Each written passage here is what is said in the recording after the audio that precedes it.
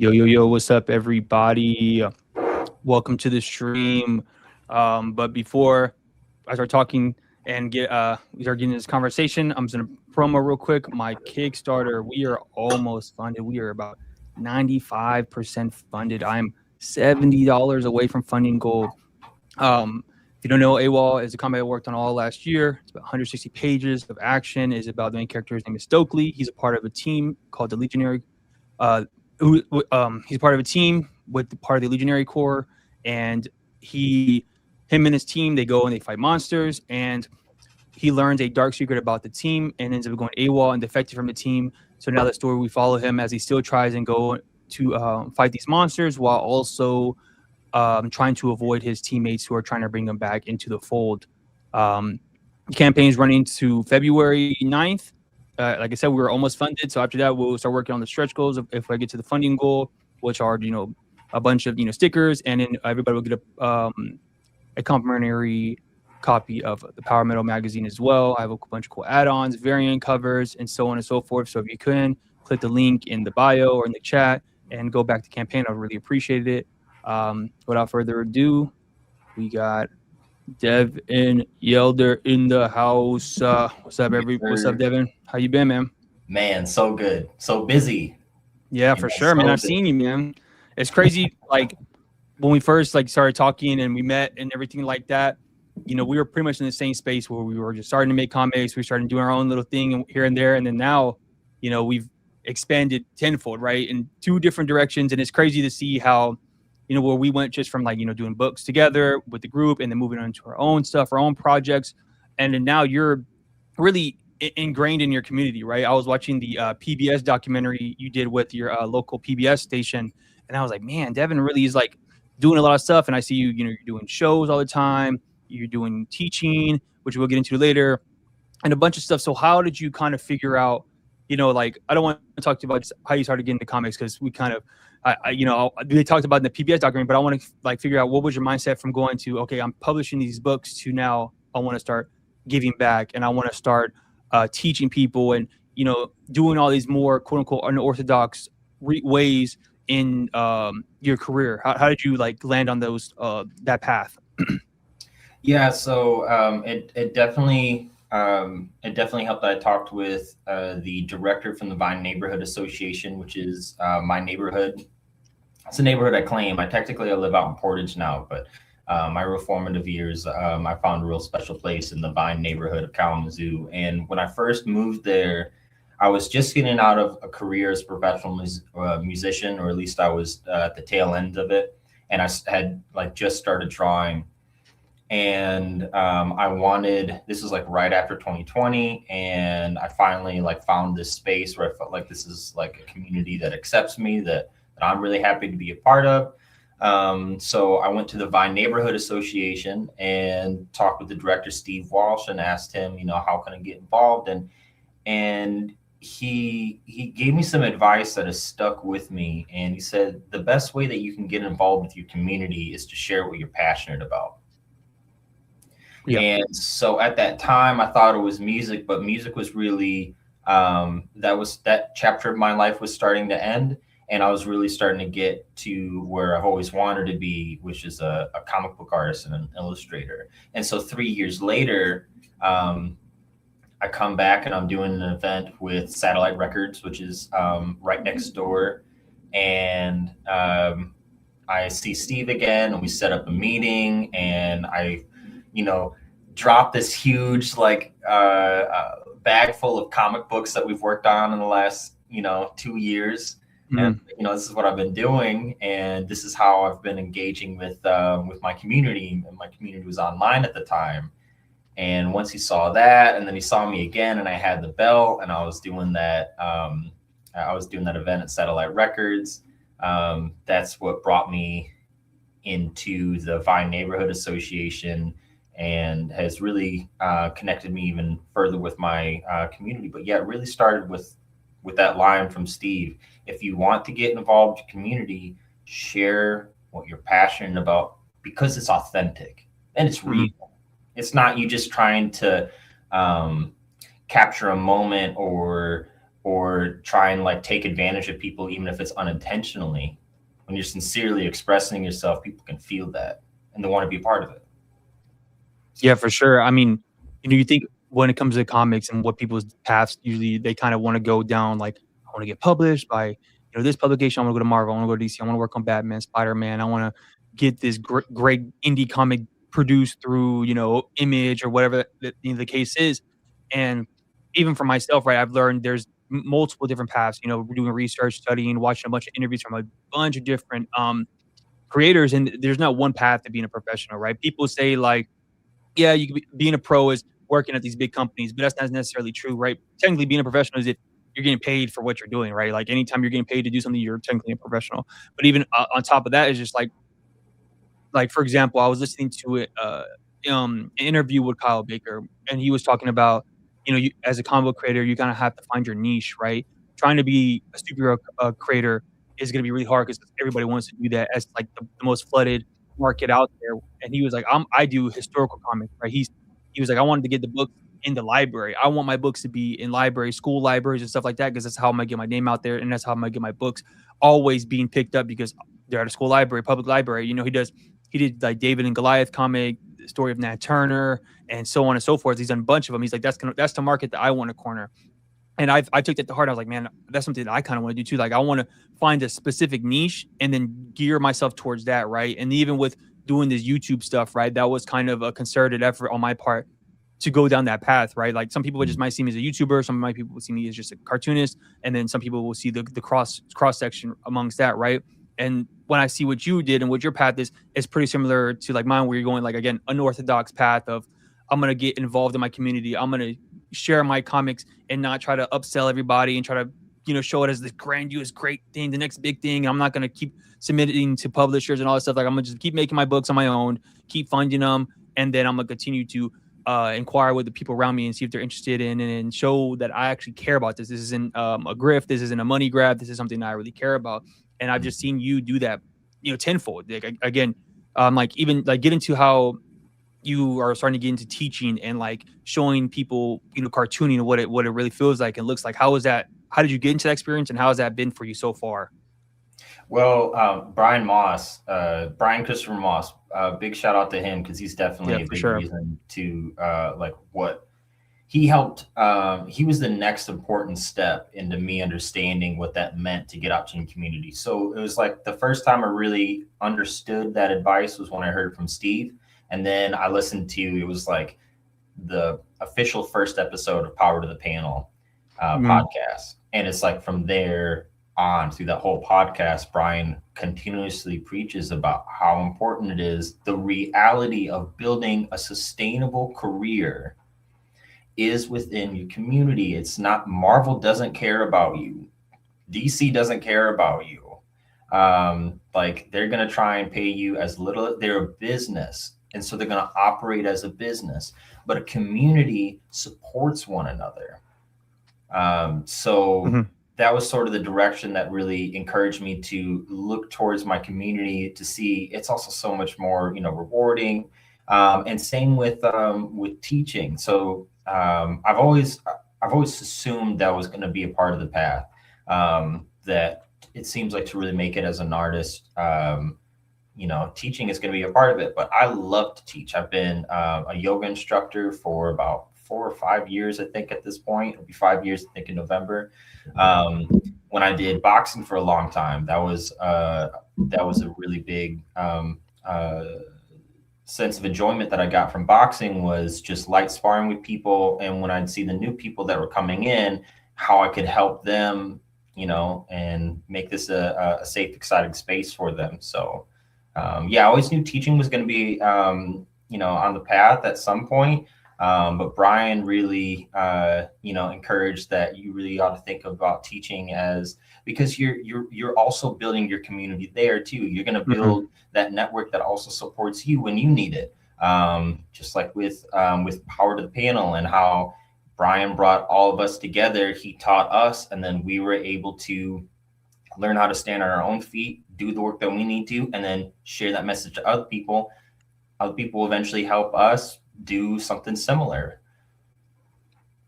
Yeah, for sure. Like the pay it forward method, all those things, right? Because at the end of the day, art isn't something that's a necessity, right? Art is makes life great, but it doesn't make you live. You know what I'm saying? You need art to live, but you don't need to live off. You can't live off art. You know what I'm saying? Like it's something that you kind of have to get people to care about, and the best way to do that is have them care about you, and also give that in return, right? Give the care to other people. And I think teaching is really important, and it also it's not just important for you, but it's also important for the culture of comic book creating and cartooning. When you teach people, you bring more people into the fold, and so on and so forth, especially in a positive way, not in a hyper capitalistic way like a Spider-Man, Batman come in, come read all of our books, and then we're going to keep recycling these stories over and over and over just to keep you from buying and buying and buying. And when like you look at more like for me, I've really started to lean into and gear towards like memoir type books, slice of life comics and stuff like that, because I feel like they're more interpersonal and stuff, and stories that I really enjoy to read, and those, and that's something that I in the future kind of want to get towards, and start putting those type of messages out there, because I feel telling a real story is more important than telling a fantastical one, right? You can tell a fantastical story and give a good message and stuff like that, but when you give people your real self in a real raw way, they will really appreciate that. And that's the same whenever you give into your community and they show you, like you said, you show them how passionate you are about it, and it comes back in tenfold. And even building a community online, like that was a big part of my creative journey as well, like being part of the group and learning from everybody. I learned so much just about designing, formatting, all these things I was really like intimidated about and didn't really know about until I got into the group. And it was really a big pivotal step in me progressing forward, right? Like doing these kickstarters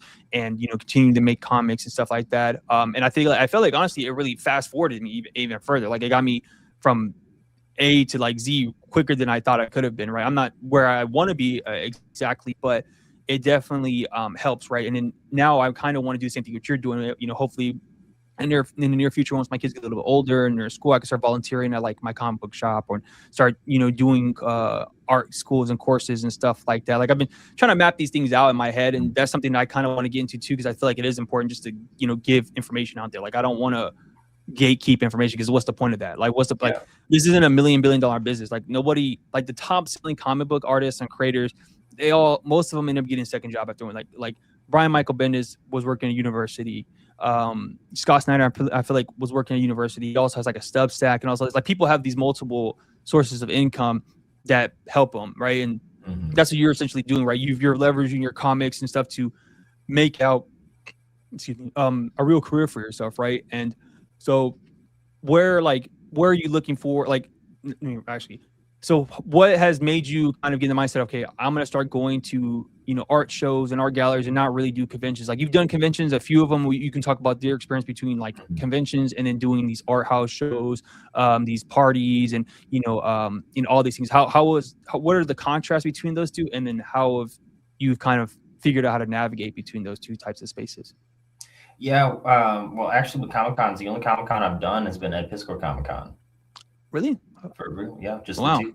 Yep, yeah, those are the only two I've done.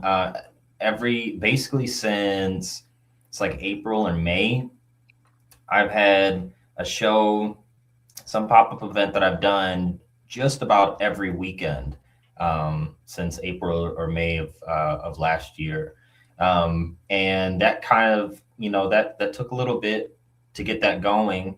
My first Comic Con was the first at Pisco Comic Con, and from there I did like another one at a local comic book shop. Again, recommendation from Brian of the Power to the Panel podcast.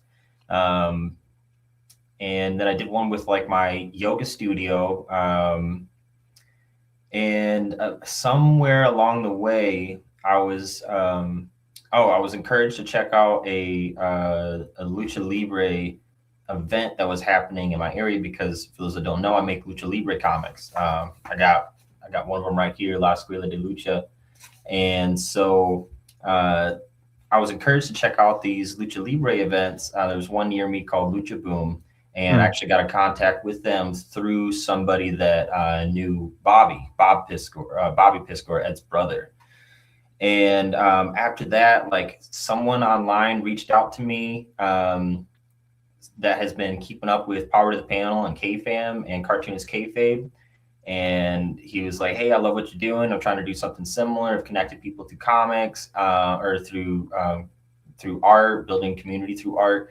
And so we have this organization called New Wave, where it's a group of people, and it's like a sort of a multifaceted festival where it's a rave, but there's also live art demonstrations, and there are other like different types of vendors and such like that. And he saw that I was doing live drawing at the tabling events that I had done before.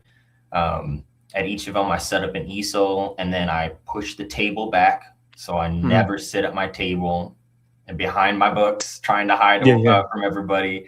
I draw at my table, but I never draw like this. Oh man! I was push the table back, and I would set the easel up, and I turn it away so the audience can see it, and the audience can. It's inviting people in to my space. That's like episode 2, I think, of Power to the Panel. I happened to hear that at the same time as I heard, I think it's like Attack Peter. Yeah, I remember watching that. Yeah, Ink-Pulp. Yeah, on Ink-Pulp. Yeah, that was really influential to me. And he said the same thing, but move the table out of the way. Try and think how you can invite people into your space, share a part of who you are. Because as Brian said in those early episodes, people do not want to buy your comic. Yeah. They want to buy connectivity. They want to buy connection. They want to connect. They want to have a human moment. And so I looked at my tabling that way, pushing the table out of the way, getting on the other side of it, doing the live drawings, doing live paintings, setting up music. I'll bring my speaker if music isn't available. I'll have that playing. I'll have like plants and stuff on my table. Setting up an environment makes me feel comfortable. If there was nobody tabling, or if there was nobody attending, and it was just me, I'd be fine. Yeah, I'd be doing that if nobody was around anyways. For sure. And so, somebody saw me doing that, appreciated where I was coming from, and saw what I was doing, invited me out to one of these New Wave festivals. At that time, I happened to have a pretty open schedule. I had an injury that kept me out of work, but I was able to do the tabling, and so my schedule was open. So when I did that event, someone asked if I would do another event, and then that led to another event, and that led to another one and another one. Soon I was doing raves, these raves like all summer long. And then the record store, Satellite Records, as soon as we started dropping comics, I took some of my comics to the record store, because comics and records, that's a given. I mean, that's where comics should be. We should be at the record shop and should be at other shops beyond the comic book shop. For sure. And because I did that, because I like made that connection with my record store, they had an opportunity that came up. They do this thing called Vintage in the Zoo. It's a vintage market that happens in Kalamazoo and Grand Rapids, Michigan. And it's all vintage things, records, and other such. And so they always have extra table space. So they asked if I wanted to join them for one of them. Well, that one led into the rest of the summer and fall. Nice. So it very quickly happened like that, where, because again, as Brian said, this stuff compounds. Like if you make yourself available to it, one thing, your comic is your business card. It shows you what you can do. It's not the end product. It's literally just the start of the conversation, because those conversations are what build your career paths. For sure. Yep. That was like, exactly. I've only done a few shows. Now, when you were saying that, I was like, man, I think I've only done like 3 or 4 shows. Also, last year I made a concerted effort to like start going to shows, because I started compiling a bunch of books that I was like, okay, well now I could start going to shows and see how it's gonna work for me, right? I had watched a lot of those. I mean, I obviously was watching Power to the Panel and those Ink-Pulp episodes, so I was like conscious about how I set up my table, make sure I wasn't sitting there just drawing all day and stuff. What I do is I just stand up. That's because one of those chairs at the convention suck. So like I can't sit down for a long time. It started hurting my back and my ass. So I usually would just stand up. And then every time somebody walks by, I'm like, hey, how you doing? Da, da, da, da. I have like freebies. I would give away like ash cans all the time. Like I'll print out a bunch of ash cans of like one of my comics or whatever I'm going to work on in the near future.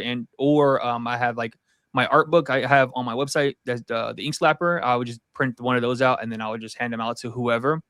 And even if they just take that and walk away, has like my QR code, to all my stuff on there. And I was always good at that. Like that, like it was just kind of natural for me to start and like to talk to people and just kind of stand up, da da da. And I'm, I'm kind of big, so it's like easy for me to stand out. If I stand up, people will see me. So, I always was, pretty good at shows. All the shows I've done well. I've either made my money back or some profit. I've never done too bad at any of the shows. I've only done 4 shows. And they've all done pretty well. And even that, like the connectivity, right? Like, I've sold comics just by talking to people and just having a conversation about characters or books or just like whatever. The last show I did, I was talking to somebody about Ninja Turtles, and I was like, "Oh wait, well I have a Ninja Turtle book here," and it was one of our old Ninja Turtle books. It was like the last copy I had. I didn't buy that many copies. I was like, "Do I really want to get this?" So I was like, "Fuck it," and I sold a drawing with it as well. And then because his homie, the guy who bought it, his homie was a big Ninja Turtle fan, and I was like, "Well, he probably doesn't have this because this is like a bootleg." So so he's like, "Yeah, he probably like it." So things like that where sometimes I'll go to shows and I'll see people who just kind of sit there, they don't really talk, they don't interact, and you see nobody's really going to their table and stuff like that, and it's just kind of like, well, what's the point of you spending your money to go and then you're not gonna try to sell yourself or sell your stuff, right? And then it always comes back to the human connection. The comic is just a thing, right? It's not really that important, but if you sell yourself into this book and they like you or what you got going on, they're more likely to pick it up, at least give it a second glance, and that's good enough for me at the very least, right? So it is very much a learning process, and I think having that intuitiveness to continue to like figure out what worked and what didn't work as you progress, I feel as though like that's the best thing. And then even in your cases, right, you're making real conversations and connections with people who are going to lead you to a next step and the next step into something different, and then down this path and down this path. And let's go back to the lucha thing, right? So one, let's talk about your lucha comics. That was like one of the first things you were showing off when I first met you. The little the luchador guy, and sorry, I forgot his name, but and like that whole path. So like one, I think I've asked you this a long time ago, but one, how did you get into like the luchador the culture, and like what made you really like gravitate towards that? And then 2, how was that now like moving forward? What have you gotten out of that with that connection between the wrestling guys and all that stuff? How did the comic come about, and then where is it gone from there? Yeah, so I have been a wrestling fan for most of my life, or I took like a break as like a teenager and my young early 20s. But yeah, as a kid, I was obsessed with wrestling. And one of my favorite wrestlers was Rey Mysterio. I happened to get on SmackDown was the only channel I could watch because I didn't have, or was the only show I could watch because I didn't have cable. Right. And it happened to be at that TBS very time. Yeah, I think it was UPN. Something like that. I think it was different everywhere, but yeah, I remember it was on 2 different networks. Yep. Raw, SmackDown, yeah. Yeah, and so it happened to be at that time right when Rey Mysterio was coming out, and so he's huge. And so I was afraid. I was a fan of more American style wrestling, but I was familiar with Lucha Libre through Rey Mysterio, right? That style, that purely Mexican culture. And then in like early 2021, maybe, I found a thing called Lucha Underground. And I loved the shit out of that. Lucha Underground's awesome. It's like a totally different like style of filming wrestling. It's way more of a movie. I want to say, what was his name? The director, Rodriguez. Robert Rodriguez? Yeah. So I want to say that he helped in like that first season, he helped them like film the wrestling and the like behind the scenes stuff. Because the behind the scenes stuff wasn't like a live camera that was going back and seeing what was happening behind the scenes. It was like a movie. There'd be these movies that would happen in between, and it was scripted, and it was totally different. And it's like everything I could want out of a pro wrestling thing. So I was really into that. I was really inspired by that. And then I met Alfred and Mike and Gabby and Ruben from Defective Comics. We made Defective Comics together. And I already kind of started to have this idea for a character that was like, if there was a Captain America that existed in America now in 2023, I think when I was coming up with it, he'd be Mexican and he'd be a luchador. Like Yeah, it's dope. that way more represents this country than Steve Rogers maybe now. So, or Steve Rogers type. So that was kind of the inspiration of it. And I just kept following that path. I'm by all means not like the foremost educated person on lucha libre, lucha culture. In fact, like, even though, so I started making this character, San Pedro. I started making him in his stories in Defected Comics, and it was sort of my way actually to try and deal with the frustration and anger that I had with this country and how they treated people of color, really. So those are the first couple stories. Yeah, I remember reading that. Yep. Yeah, I remember that. Yeah. Brought it into Defective Comics issue 2, which I did the cover for. And some more one page. There's another one page story. I did mostly one pages in that first issue. I'll bring it up again. And then did that San Pedro Eagle Pass story. And so it started here, but then Jason with Saturday Morning Mashup from Handplant Press, he started coming up with that magazine idea, Saturday Morning Mashup. And he asked if I would be willing to create a luchador-like story. I'm going to bring it up again. In like a cartoony style to like fit with like an original story with that character San Pedro, and doing like a cartoony style that would fit with the magazine. And so I started looking towards, well, what did I watch as a kid on Saturday mornings? Everybody else in this group they're a little older than me, so they're pulling from stuff from the 80s and 90s, but I grew up in the early 2000s. And one of the shows I watched a lot as a kid was Mucha Lucha. Hell yeah, I used to watch this too, yeah. Yes, that show's so good too. And like Brian gave me a VHS tape of it, and I've been watching like the first episodes. I just found it in his basement. He's like, you can have it. That's fire. That's fire. So I was looking to Mucha Lucha for inspiration, because that's what I knew. And I was like, and I was listening to these podcasts on Lucha Libre, trying to understand the history of it. I was writing the San Pedro comics, and they say that like if you're gonna write something, write what you know. And I decided, well, I'm really trying to put effort into learning. Why don't I share what I'm learning with other people? Because there's so many other people in Michigan alone that don't know what Lucha Libre is. And so for sure. That's where La Escuela de Lucha, the school of Lucha Libre, that's where that idea came from. So, and this is where, San Pedro ended up. So going from like a Batman, Spawn, vigilante sort of thing to now like this educational space and this Saturday morning style cartoon. That's dope, man. Yep. Yeah, and I just really wanted to, at the end of the day, I'm just putting some light on this. If you like superhero comics, we have real life superheroes. They're called luchadors, and they're in Mexico, and it's a very purely Mexican tradition. So it's another benefit that it happens to shine light on this awesome culture.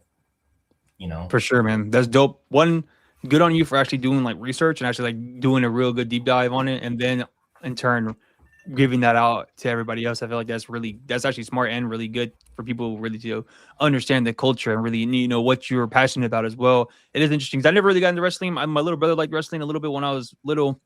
I watched it a little bit when he would watch it in passing, but that was never really my steez at all. But I know like somebody else who talks about, like Danny Warren Johnson will talk about wrestling, but he likes the Japanese, like AEW, I think is the league out there, whatever they got going on out there. He likes a lot of that stuff. But it is interesting, like how the differences between like wrestling in America compared to the other wrestling factions around the world, where the other ones, they really big on the great costumes and the mask and all the cool looking stuff, where in America it's more like physique and like being big and crazy looking. They're all big and buff, but like it's more handsome face guys, ugly face guys, and crazy. And wrestling in itself is a really interesting culture. And I can see how people are really into it, into the storylines and into the characters, because it is essentially, like you said, it is all superhero stuff. It's all fantastical, really crazy, acrobatic, Marvel style cinematics, soap operas and stuff like that. And people really get into it. As where, for me, what I feel like passionate about that is with basketball. Like I'm a real big NBA fan. I really love watching NBA. Like I'm a diehard Spurs fan because I'm from San Antonio, and so are finally good after like 3-4 seasons, thank God. But so it's I'm in the same thing. Even when I was in middle school and I was actually really playing basketball like competitively, I was really drawn into it. I watch basketball all day, NBA TV, NCAA, like college basketball, high school teams, like when I was in high school, all that stuff. So it's interesting to see how people continue, like, as you get older, you end up reverting back to a lot of things you loved as a kid, which is kind of like a really like special thing. Like you never really outgrow things. You kind of end up reversing back into those things. I had a conversation with my friend a long time ago if about you pay that. attention. If you pay attention and like, and if you get into that good mind space and mind head of like being able to get into like I took a long gap from making comics and now I'm back into making comics. I took a long break into watching and being into basketball and now I'm back into basketball. And I work out, lift weight, all these things that I used to do a lot as a little kid. I took a break from it. Now I'm getting back into it once I've kind of slowed down in my life and settled down in certain things that are pretty much taken care of. So now I'm able to focus on things that I really love and passionate about and use them as like back to like a kid, like an escape, stress reliever, and things like that. But man, yeah, that Lucha comic is cool. I'm glad to see this like evolving into something bigger. And now you're getting into the community of of the wrestlers in your local area. I don't know if you could talk about that right now, or what the deal is with that. If that's hush hush. No, I'll say what I think I can. I mean, so initially, right, you're right. The comic was a bridge into the wrestling world, and so that got me connected with Lucha Boom, which is a lucha libre organization that happens around the Detroit area, so on the East Coast of Michigan, whereas I'm on the West Coast. But now I've had I've done so many shows with them. Basically, anytime that they do a show, which they do at least twice a year, I just asked if I can still show up and sell comics, and there's always room for me. So they always encourage me to come through. That's also opened the door to the other wrestling in general spaces that we have here. Excuse me. So the other wrestling shows that happen in Kalamazoo and Grand Rapids. And so, yeah, Lucha Boom. And, cool thing about this, you can see the guy with the green mask. That's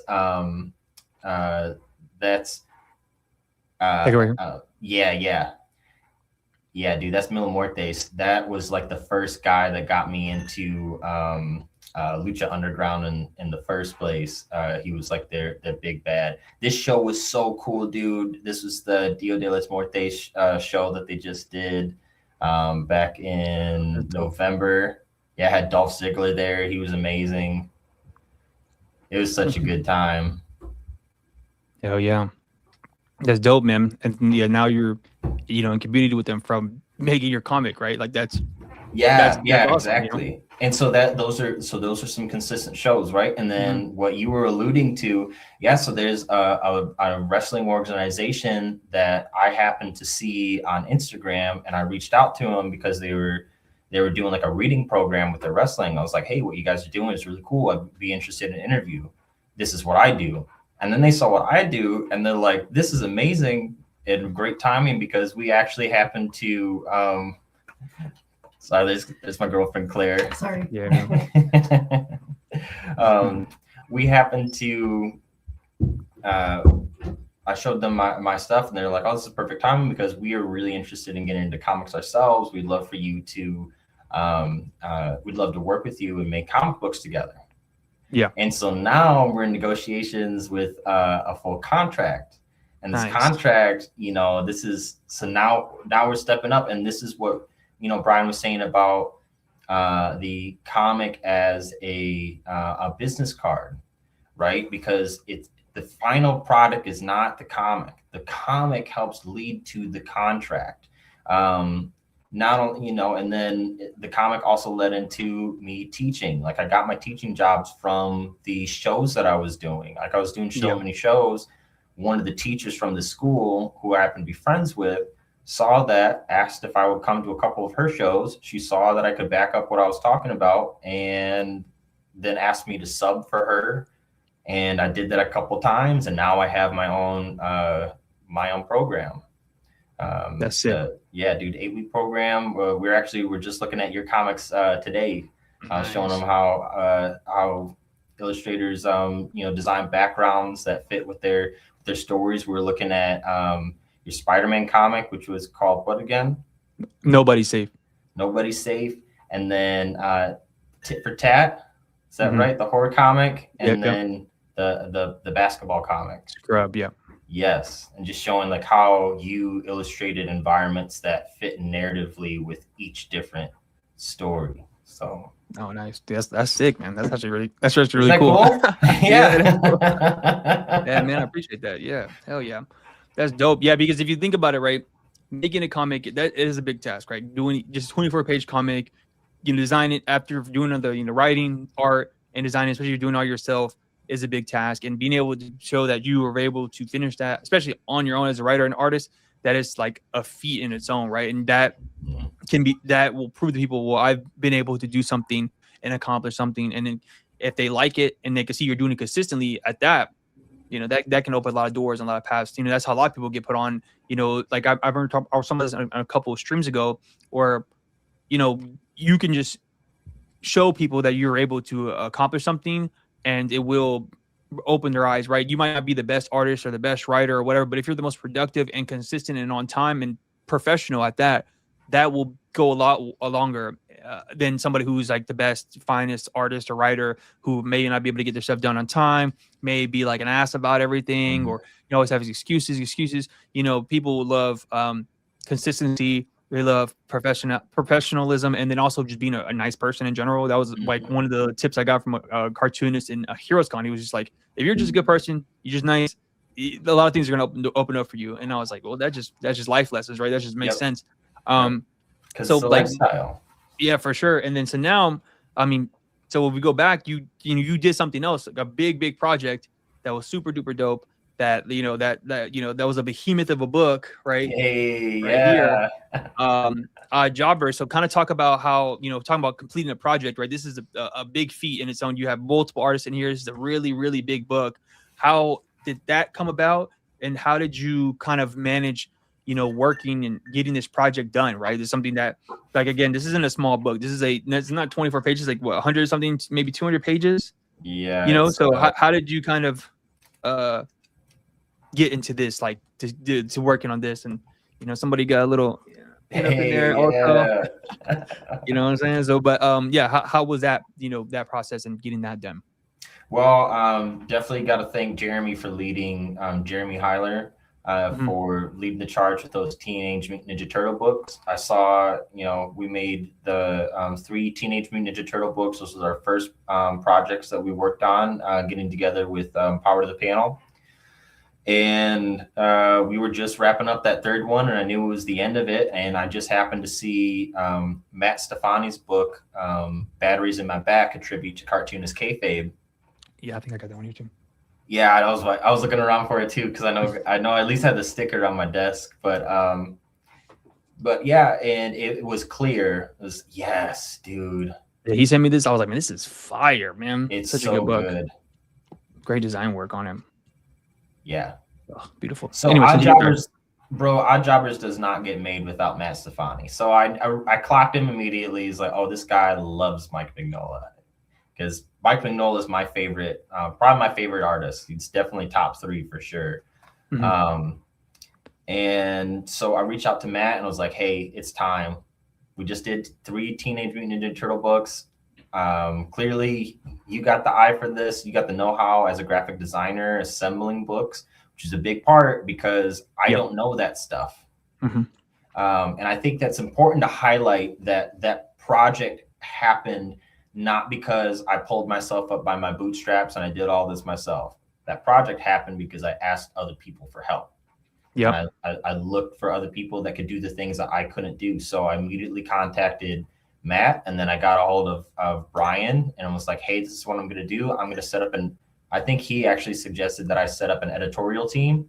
So I built a body of editors or people that could help guide me through this process, that can help me, because I knew I wanted to do a big book. I knew I wanted to do short stories, and I wanted several artists to be part of it. I think we actually had a smaller number in mind, and then Brian did a live stream, was like, yeah, if anybody wants to sign up, here you go. Just hyped it up. And then we got like almost 50 artists that signed up. That eventually dwindled down to about 40.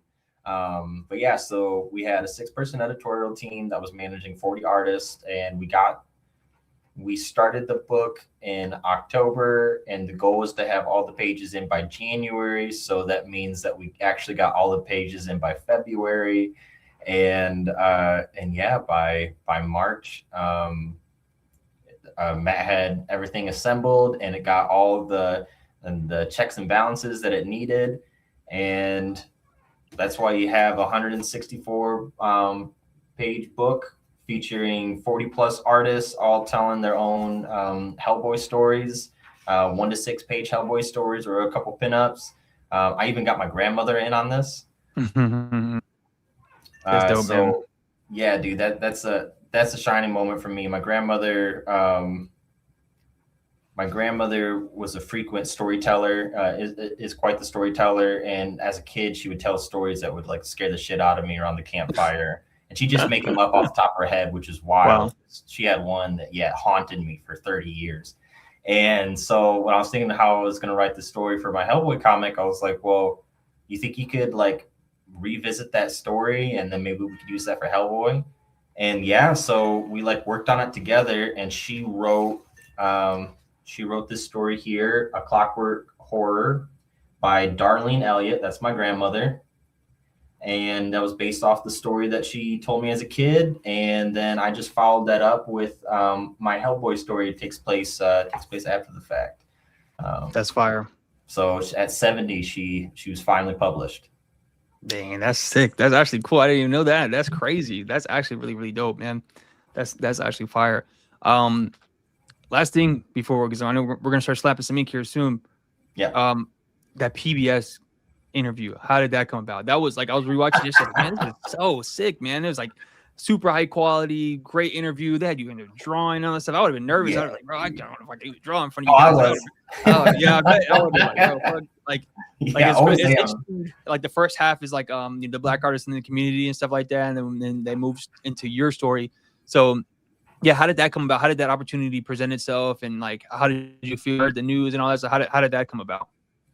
Yeah, so I was already trying to do something with PBS anyways, because I knew like a month and a half or something like that, they had released the news that that PBS and this and CBS, I believe, Central Broadcasting Systems, had lost government funding. That CBS was going to shut down, but PBS just, it lost a big chunk of their support and financial funding. So I was like, we got to do something for PBS. Mm-hmm. So I was already in that mind space, and I was trying to figure it out. And honestly, dude, I was. It's funny. This is how life works. This is what I mean with like lifestyles and how this comes up, because I had just spent all day at a client's house. One of my part-time jobs is I work with the elderly.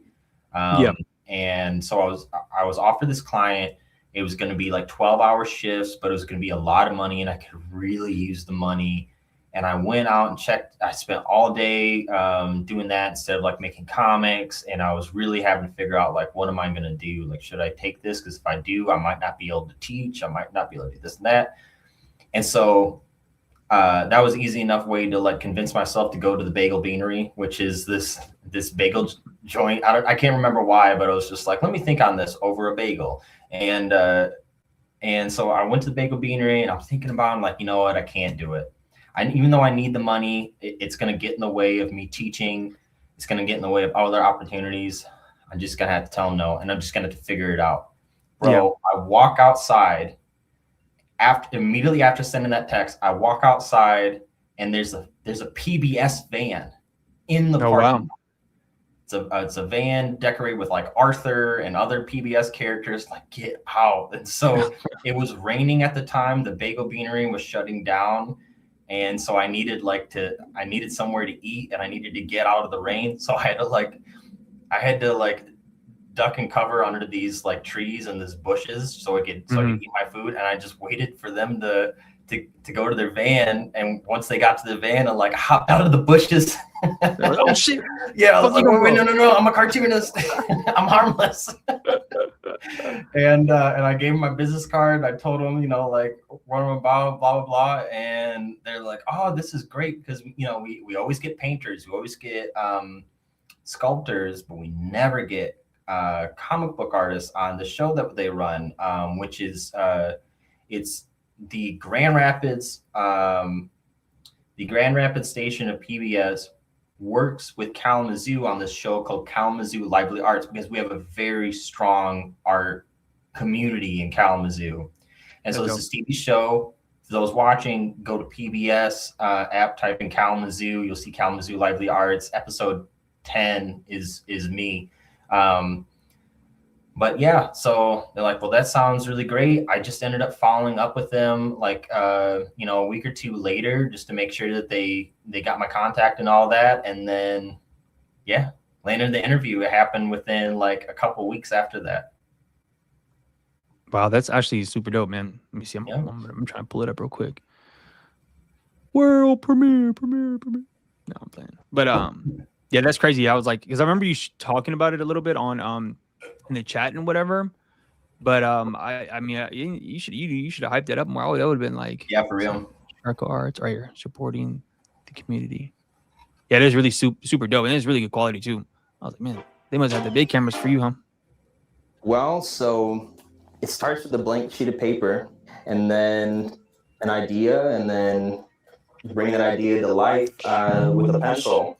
And so there's a couple different stages. There's like a blue line stage where you have this pencil that doesn't get picked up by a scanner. So you famous. Sketch an idea out and you refine it with a graphite pencil, and then you refine it again with ink. And that's what takes it from a blank piece of paper to a published work. Dang, they got some good shots of your stuff too, man. The most fun is the idea stage, where I'll draw small thumbnail drawings. I'll get the concepts all right there. The penciling stage, so when you go from a blank piece of paper to the actual drawing. The only thing I dread, but I think it's really important, is the lettering. So a lot of my stuff, it's all hand lettering. Generally, that's the most time consuming, is doing the lettering. But what did your family say when they saw this? Did y'all like watch it like together and stuff? Yeah. I haven't watched it with my family, but out of the womb with it. That's all we need to do. My family members have watched it. I didn't get to watch it with them, but I watched it with Claire, and she was hyped. Yeah, she was so excited. Yeah. That's funny. Yeah, my little brother, he runs a shoe convention out of San Antonio, and he was getting a lot of press because he started when he was 15, and so he got invited to like this like business ball for like young entrepreneurs and all this other stuff, and he ended up getting on the news as well. And it was pretty funny too, just seeing him on there. I was like, what the hell? Like, so random as hell. They filmed it at like my aunt's house and stuff. It was so funny. He was just like, yeah, cool. He's been doing it for shit like 10, 15 years, not 15, like 10, 11 years now.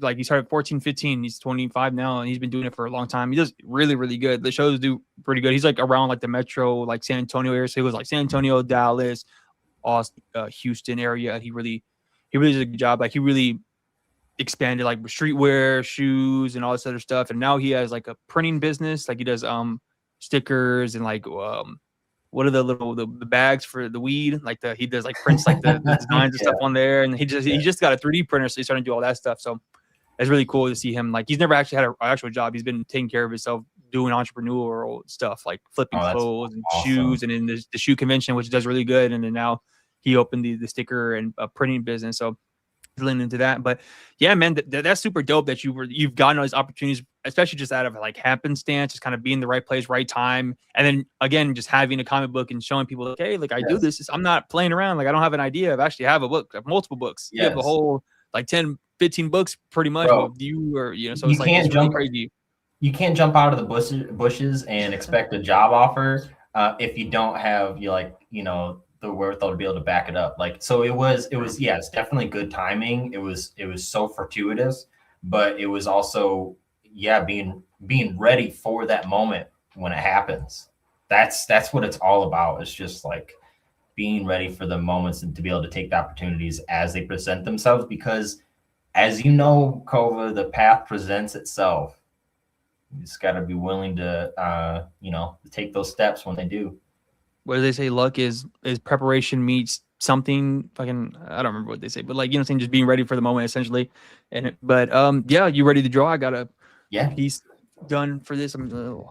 You can see that blue line. Oh, okay. So you're inking. Yeah, I already penciled it out because I wasn't Yeah, gonna. cool. It's like a cyberpunk chick, and I'm just gonna ink it out. I'm just Sick. Yeah. So originally I was planning on doing this with my phone, and then I realized last minute that the microphone didn't connect to my phone. So I won't have a top-down view. Is that all right? of you drawing. Yeah. Yeah, that's fine. I mean, whatever. I don't Okay, know how cool. you don't. I guess you don't have a webcam or anything. Maybe. Oh man, I wonder if you could do it like if you could connect your phone as like a secondary camera. I wonder. How's I don't that know. work? I haven't really like I think because if you plug in your phone to your computer, I don't know if your computer, but I think with iPhone, I can like plug it into there and it'll work as like a secondary camera, like Bluetooth it on there. I don't know if yours would be able to do that. I don't know, but if not, I mean, I could just. I mean, it's fine. It's whatever. Like, you don't have a camera. I don't know if you can like do this thing like that. Like, I don't know that would work, but if not, yeah, it's cool, man. Oh, we can still. I mean, most people are probably just listening anyway, so. Sure. Yeah, that might be the way. And then maybe if we do this again, I'll have it figured out by then. Yeah, for sure. Yeah.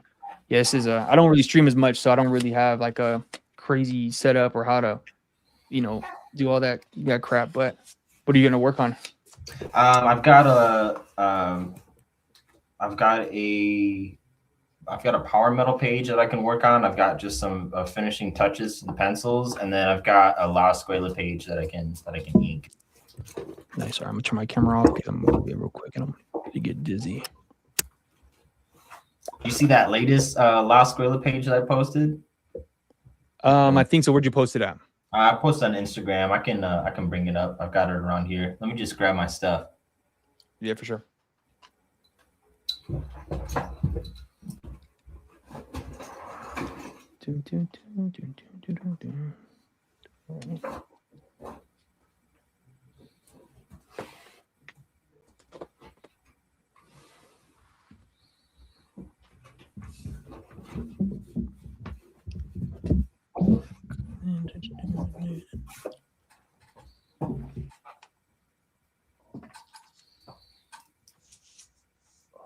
I need a big guest room. So I need my own studio.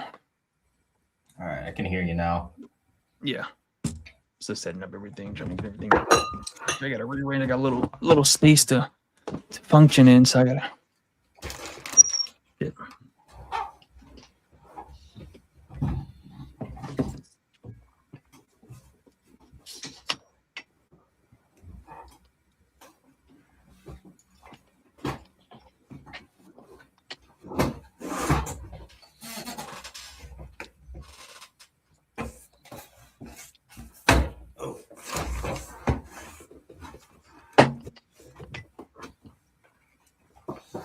Just looking like real quick.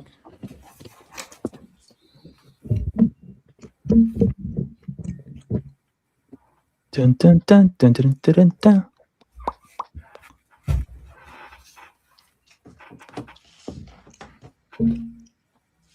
All right. Let's see if I can adjust it a little bit this way. Should be able to see that. All right. Sweet.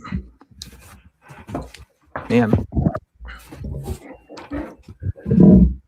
Oh, okay. So you see me, or do you have to like turn around to be able to see? No, I can see you because my monitor, like, so my camera's right here, and then my computer's right there. So I'm not using even like if I could probably, I don't know, but I mean I'm using like a external webcam, so I'm not like I can still see you on the screen now. That. Nice. Yeah. So this is the latest La Escuela page I posted. Oh shit! Wait, let me go full screen now. I think I saw that.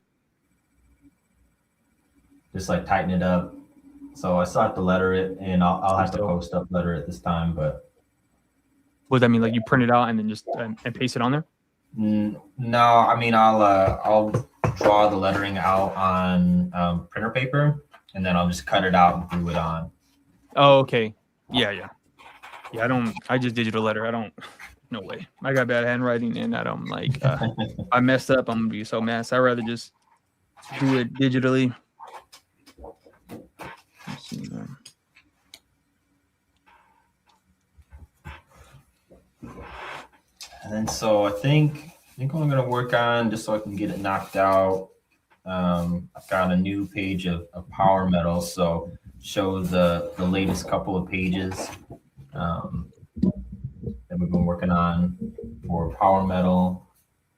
So I'm penciling, and then Mike Walls is inking. So these are the last couple. Dope, man. And then this is the page I'll be working on today. I'm really just taking a black wing pencil and going over what I've already done, and then filling in some more details that I find necessary for Mike to ink. That's sick, man. What made you like why don't you want to ink yourself? Do you just want to like feel like somebody else will do better, or you just haven't felt that's like what you wanted to do, or what was your thought process in that? I think with Power Metal, it's just speed, really. Oh, okay. It's significantly faster to have Mike inks and letters for me. That's so dope, man. Yeah, that speeds up the process so much, and that's the name of the game for this book. Yeah, for sure. Let me do this real quick. So, guys, just again, my Kickstarter for AWOL is live. Literally almost funded, $70 away from the funding goal. So if you can, click the link is in the chat, and if you go support the campaign, I'd really appreciate it. We still have 17 days to go, so I know we'll get to that funding goal sooner than later. But I would appreciate if you guys go check it out, and if you see something you like, and pick up a copy of the book. The book's already done. All I gotta do is send it to the printer. I already got the files already set up on Mix'em and all that good jazz. I just gotta click print. So if you guys can, please go support the campaign.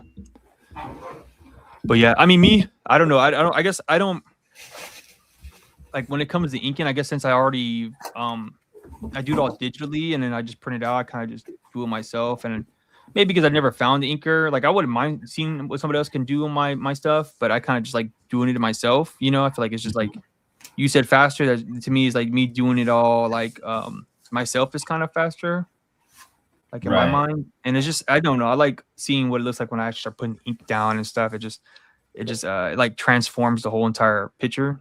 So totally. Yeah, it took a little bit to get used to. Mike's not the first inker that I've worked with. And seeing somebody else interpret your pencils, especially like my pencils, which are still really rough, because I'm so used to the final product will be, I'll be inking. So like I can be messy with my lines, and I'll know where I'm going with an image or whatever. So having to clean up my lines, having to make sure that I'm communicating more effectively, so it's more exact, like what I want to be conveyed. That's been a learning process, and so is embracing the inker and allowing for parts of the page to just or parts of the pencils to be interpreted, instead of trying to make something that like there's no way this inker is not going to understand what I mean here. Leave it to interpretation, and really have been getting that from Gene Colan, who's been a huge influence on me recently. Who's that again? Say who? Gene Colan. Oh, okay. Best known for his stuff on Daredevil and Iron Man, and definitely Tomb of Dracula. That's what's up, man. That's dope. Yeah. I've been looking at recently. I've been reading Baki the Grappler, because I'm like starting to pick up. I'm trying to pick up materials that I'm gonna apply to my next comic. So I'm gonna be doing like a fighting, a beat 'em up again type comic, but more of a this one's gonna be like a superhero comic that I'm gonna be working on here in this after this AWOL Volume 1. So I've been trying to look at books that are kind of be similar in that vein, and just kind of figuring out like how people kind of interpret battle in different ways that are aren't just basic. I mean, I have a whole just stack of books over here that I've picked up between like manga and comics, but like Baki, and then Ghost in the Shell. I'm gonna start like really studying those books just because I want to have that energy and that style and swag to this next comic that I'm doing. So I just been reading a lot of those, and you know, I've been going my weekly pickups. Like this week I picked up, or yesterday actually, I picked up some. There's not really nothing that was out this week that I was really a part on my like pull list, or that I've been really checking out. But I picked up like just some stuff Peach Momoko's been in. Like she's doing a lot of anthology books with what's her name, Psylocke. And then I picked up the last issue. Psylocke? Yeah, so she has so she's doing a book. She did this one. This just came out last week. It's she's doing this, like she does like the first couple pages, and then she'll have, I guess, artists like she has Stan Sakai on this one, and then I don't know, the Eben Colello, and then she did this book as a Marvel Rivals book, and she did another Psylocke, and then a bunch of other Japanese artists in here. It's really cool. I mean, I like her art. Like Peach Momoko's one of my top right now. And then I picked up the last issue of Cul-de-sac from Jonathan Wayshak in my care. Oh, dude, what a cover! Yeah, they put a bunch of like paintings on like the variant covers. This is the one that was there, so I just picked it up. I like his actual covers, but it's cool. I mean, the Cul-de-sac story is all right. Like for the most part, it's very interesting interpretation of like vampires and stuff. But I was really Jonathan Wayshak to me is like the new Sam Keith in a way where he just uses any tool and puts it all on the page and doesn't care. Like I don't know if you've been reading it or keeping up with it, but I would highly recommend picking it up. It's really interesting. Like he'll have just these super cartoony faces, and then the next image is like a super realistic, serious. He uses like it seems like he uses paints, watercolors, fucking crayons, watercolor pencil. You know, he just uses anything and everything that he has available for him to rock out. Essentially, like if you just go to his Instagram alone, you'll just see his work, and it's like, yo, it's just sick. He's gonna be on he's actually gonna be on Ink Pulp. I think they're gonna do a live stream with him. I'm definitely gonna watch that one. Yeah, he's a fucking sick artist. I just found out about him actually this last year, and he was at Heroes Con, but I didn't get a chance to check out his table. But he's a freaking dope artist. I want to see him do more stuff. He has like pages in like the new heavy metal stuff. Like I was looking at the heavy metal, and I was gonna pick it up, but I was like, man, I'm not about to buy this big ass magazine just to read one person. I could just find the files or something online and just read it that Dude, way. I've only read, I think, and I haven't read all of it, but I've only bought, I think it was issue 3, the Halloween issue of heavy metal, and I mean, super impressive, dude. Super impressive. Yeah, the stuff. I mean, those types of magazines are always dope because you will always find one or two artists that are just freaking sick, and then just like, you know, they need like, you know, how we're doing power metal. They really need to bring those things back because I feel like that's just what makes the most sense right now in this space. Like, it's more efficient for people to buy stuff, like to buy it. You get more eyes on multiple artists, you know, at one time. Like, I don't know why they don't do that enough. Like they need to be more like anthologies work in certain spaces. Like I don't think anthologies do really well on like Kickstarter and stuff like that. I've heard people say that, but like in bookstores and shit like that, I feel like anthologies just make the most sense. I don't know. Yeah, I've heard people say that, like, oh, anthologies don't sell. It's like, I've sold plenty of anthologies. I've sold several anthologies. That's like mostly what I've sold. So I think it's, you know, it's just one of those things that kind of depends on many circumstances, many factors. Yeah, for sure. I mean, when you dropped the link for the Odd Jobbers, I bought my copies and I sold them out like immediately. And I was like, whoa. And you know, it's interesting. So Odd Jobbers actually influenced my decision to do AWOL in the way it is now, because I was like, man, I think people are more drawn to bigger freaking books and not just floppies, because if you think about it, the casual fan, they're not going to have a place to hold a floppy or have all that stuff. But, you know, everybody can have a coffee table book or, you know, stuff like that. Like people were really more drawn to those things. So I was like, man, I'm going to do my next comic. I'm going to make sure it's going to be long enough to be a full paperback size book. And that's literally was like my decision to stop doing like one shots and doing AWOL in the way it was, because I was like, man, this book, like everybody was picking up the Hellboy book. Everybody picked it up. Everybody looked at it. And I don't remember how many copies I bought off the print link. I probably bought like 10. I think I sold them all out like immediately at that show. And I was like, oh yeah, if I didn't have this book, I don't even know if I would have made my money back. So like, yeah, I'm definitely I need to buy more copies so I can put them in my my store and start, having them for shows in the future. But yeah, that's like, it is like I said when we were talking earlier, just like when you go to shows, it's kind of like a test of the market and what people are drawn to and what works and what doesn't work, like, and what is just better and easier for people to get into, and I think having a bigger book is just, I don't know, better, I think. Yeah, no, I totally agree. I think there's a lot of factors with that. There's still the idea that comic books aren't literature. So when you have it in like a large big book form, it almost has some more respectability to it, to the average person, right? I think there's also something about I heard Jim Rugg coin a term, but it's sort of the what is it, that feeling where when you feel like you're missing out on something? Oh, FOMO? Yes.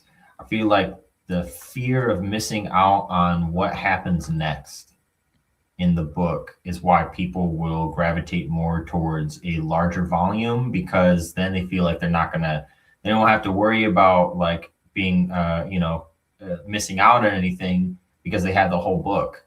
They don't have to worry about trying to hunt down issue 3 because they've got the whole collection right here. Yeah, for sure. That definitely makes sense. It's easier barrier to entry. That's why, like, a lot of these publications they work for the trade. They do 6 issue story arcs, 4 issue story arcs because it's more lucrative and that's more evergreen. Having a trade paperback will sell forever or will have a longer shelf life than a floppy, right? Floppies are here and they're gone. Floppies are literally at this point just it's like a novelty. Or for people who are already curated and then conditioned to go to this shit every week, every Wednesday or whatever. Like me, like I go every Wednesday. Like technically, I don't really have like anything I really want to pick up this week. I just kind of just like, fuck it, it's Wednesday. They might have something new that I really want to check out, But most people aren't like that. If they don't have something that they want or aren't used to going to comic book shops, they're just not going to. They'll wait to the trade. Like, and there's some books that like series that looked interesting. I was like, man, this isn't worth me going and picking up every week. Or I know it's not going to be a book that's going to be in the shop every week because it's probably not going to sell well. So I'll just wait till the trade comes out and it's on Amazon. And that just makes more sense to me because I'm I'm not really super hyped to read this like right now. Like this isn't one of those books that I'm like, oh, I need to read this right now. But I know I will want to read it later. I think the Batman annual, Absolute Batman annual, was the first trade that first floppy that I bought in like a long time, especially a new floppy. I mean, I buy like 25-50 bin stuff, dollar comics maybe, but like a brand new floppy, I'm definitely I'll wait till the trade comes out kind of guy. It's just more economical that way, anyways. Oh yeah, for sure, yeah. Yeah, I live literally down the street from like 2 different comic shops, so it's like easy for me just to go and just, when the grocery store, I can just stop there real quick and just check it out, even if there's nothing. I mean, I like just looking at stuff. But I'm really a person. I'll pick up something, and if I don't like it, I'll just drop it and pick it up. Like I don't have like I'm not a super buyer person, and I mean I'm definitely a collector, but I don't buy things for the hype though. It's like if there's an artist that I like or it looks that interesting, then I'll pick it up. But most of the time I'm not. I'm keeping up with the same shit I've been keeping up with for the most part. Mm-hmm. The Absolute Batman has definitely kept me going. All that Absolute stuff has really kept me going to the comic shop. So is it all held up for you? Is what now? Has it all held up for you, the Absolute run? Oh hell yeah, man! The Batman for sure is like the other one, like Batman, Wonder Woman, and Martian Manhunter have been really interesting and dope reads. The other ones I picked up and tried them out, and I was like, yeah, Flash, I can, whatever. Green Lantern, whatever. I didn't even pick up Superman. I was like, I don't even want to read this. Like, I didn't like the artwork at all. I pick up the new run because they have an artist I actually like on there. So I'm gonna check that out. Probably like pick 1-2 issues to check it out. But Batman, Wonder Woman, and Martian Manhunter are probably the only ones that I've genuinely are intrigued by the story and the artwork equally. Yeah. And even Wonder Woman took me a minute to get into it too because I wasn't really sure about the artist. I was like, man, I don't know if I like this. And then when I went to Heroes Con, I was talking to Jeremy, and he was like, "No, you gotta read it, man. It's really good." And I was like, whatever. So I just picked up the trade, and then I was like, "Oh yeah, he was right." so I've been reading it ever since. Oh yeah. And Batman, the way they've been doing Batman is just like, I just love how they've really flipped a lot of the traditional stuff from Batman on its head, and made a lot of allegories for what's going on right now. Like they're doing a really good job with that, and even just the rollouts for everything, the hype machine behind it, and how they're just kind of, really, it seems like they really planned a lot of this stuff out. Like they didn't try to rush it or try to get like a crazy money sell, or like, they didn't rush to do an event comic. Like they're just starting to do these events like a year or so after, which I guess I appreciate. Like I'm not really reading that DCKO shit either. Like I've read only the ones, I've only picked up the ones that have the artists that I like, but more times than not, they don't really have anybody in there that's like, oh, I need to check this out. Like I'm not. You said DCKO? What's that? It's like an event that they're doing where like it's like a tournament thing, and like all the DC characters are fighting. I guess it's part of their whole like thing, and it's including the Absolute Universe. And it's like some whole. I'm not really 100% sure about it. I'm gonna be honest with you, but I just know it's like all the characters from DC are all together, and it's like a crossover event between other publications, and they're all battling pretty much like a battle royale, like Dragon Ball Z, Budokai type vibes. Essentially, and then which is cool, but it's like it's different artists. There's multiple stories in each issue, and it's different artists. And I've only picked up the ones with like artists that I like. Like there's one issue with Jason Aaron, and he's doing not Jason Aaron, Jason Howard, the guy that did the Wolfman comic with Robert Kirkman and Super Dinosaur. He did an issue where it's Lobo versus Wonder Woman. I was like, oh, this is cool. It looked cool. Then there's a Lex Luthor versus Devilman comic that's by the artist who's doing Wonder Woman, Absolute Wonder Woman. So I was like, I'll check. I picked it up. It's pretty cool. But outside of that, I'm like, whatever about that shit. Even the like they're doing this thing where it's like Batman and Deadpool, and it's like a weird thing. Like it's two different publications. There's Batman, Deadpool, and then there's Deadpool, Batman. And apparently they're two separate comics. I was like, I didn't even realize that until I saw somebody tweet about it, or Scott Snyder. He's headlined the whole thing. He was like, "Oh, I'm seeing people are confused by this. Like one of them, the Batman Deadpool is DC and DC, and then Deadpool Batman is Marvel's thing. And it's like crossover. It's like that is way too fucking confusing. It doesn't even make any like. Why did y'all do that? Like now I'm like I don't even want to pick this up anymore. Like I picked you smell the desperation. It was just weird. And then now they're doing a Superman Batman and a Superman Spider-Man and a Spider-Man Superman. Oh, like you're dead, and I'm just like, what the fuck are we doing? Like whatever. Like it's just too confusing. And then it's like whatever. I mean, it's cool, I guess, for whatever, but it's like, man, they are doing too much and just making it too complicated, bro. I feel like when you see crossovers, that means there's a problem. That means that books aren't selling. That's why they do the crossovers. Like oh yeah, 100%. They gotta run them IPs up, man, try to get as much money as they can out of this stuff. But the Batman is essentially just holding the comic book industry on his shoulders at this point. It sure seems like it. All the publications from Batman are selling crazy. There's like 30 different Batman books, and they're all fucking, some of the best stuff I've read, at least like some of the stuff that I've checked out. I'm not really a big superhero guy anyways, but the Batman Absolute Universe is probably the only consistent Marvel, DC, anything I've been picking up in the last like 3 years, honestly, since I really got back in reading comics. Most stuff I've been reading that I picked up like in floppy form are like Geiger. I don't know if you read that one from Ghost Machine, which is like an imprint under Image. Oh, it's the guy that I read Rodak or whatever. The guy with the mask and stuff. Yeah, the like bounty hunter or something. Yeah, that one was lame. Yeah, lame, dude. It's the so artwork cheesy. was cool. Yeah, the artwork was cool, but the story was like super like weak. I was like, man, I'm not reading this shit. Geiger is the only Geiger, Robot Joe are the only two that I really, really liked. There was the one called Redcoat, and Jonathan Hickman is writing it, but I didn't like the artist they got on there. It's the guy who did the Ultimate Fantastic Four and stuff back in the day, and I'm like, nah, I can't get down. It's not emotional enough for me. It looks too plain. I don't know. That Greg Land? I think it's Brian Hitch. I think, I don't know. Oh, Brian Hitch. That makes sense. Yeah. I was like, man, this shit is not. The story is cool, but the artwork is not my steez at all. That guy was at, in the early 2000s. When I think of like my childhood in comics, that guy was like he was the next Jim Lee when it came to the art that defined that era. Yeah, because back then that's when they were trying to get everything super realistic and stuff. And that stuff makes me sick. I don't like any like super hyper realistic like comics. I like cartoony stuff. Yeah.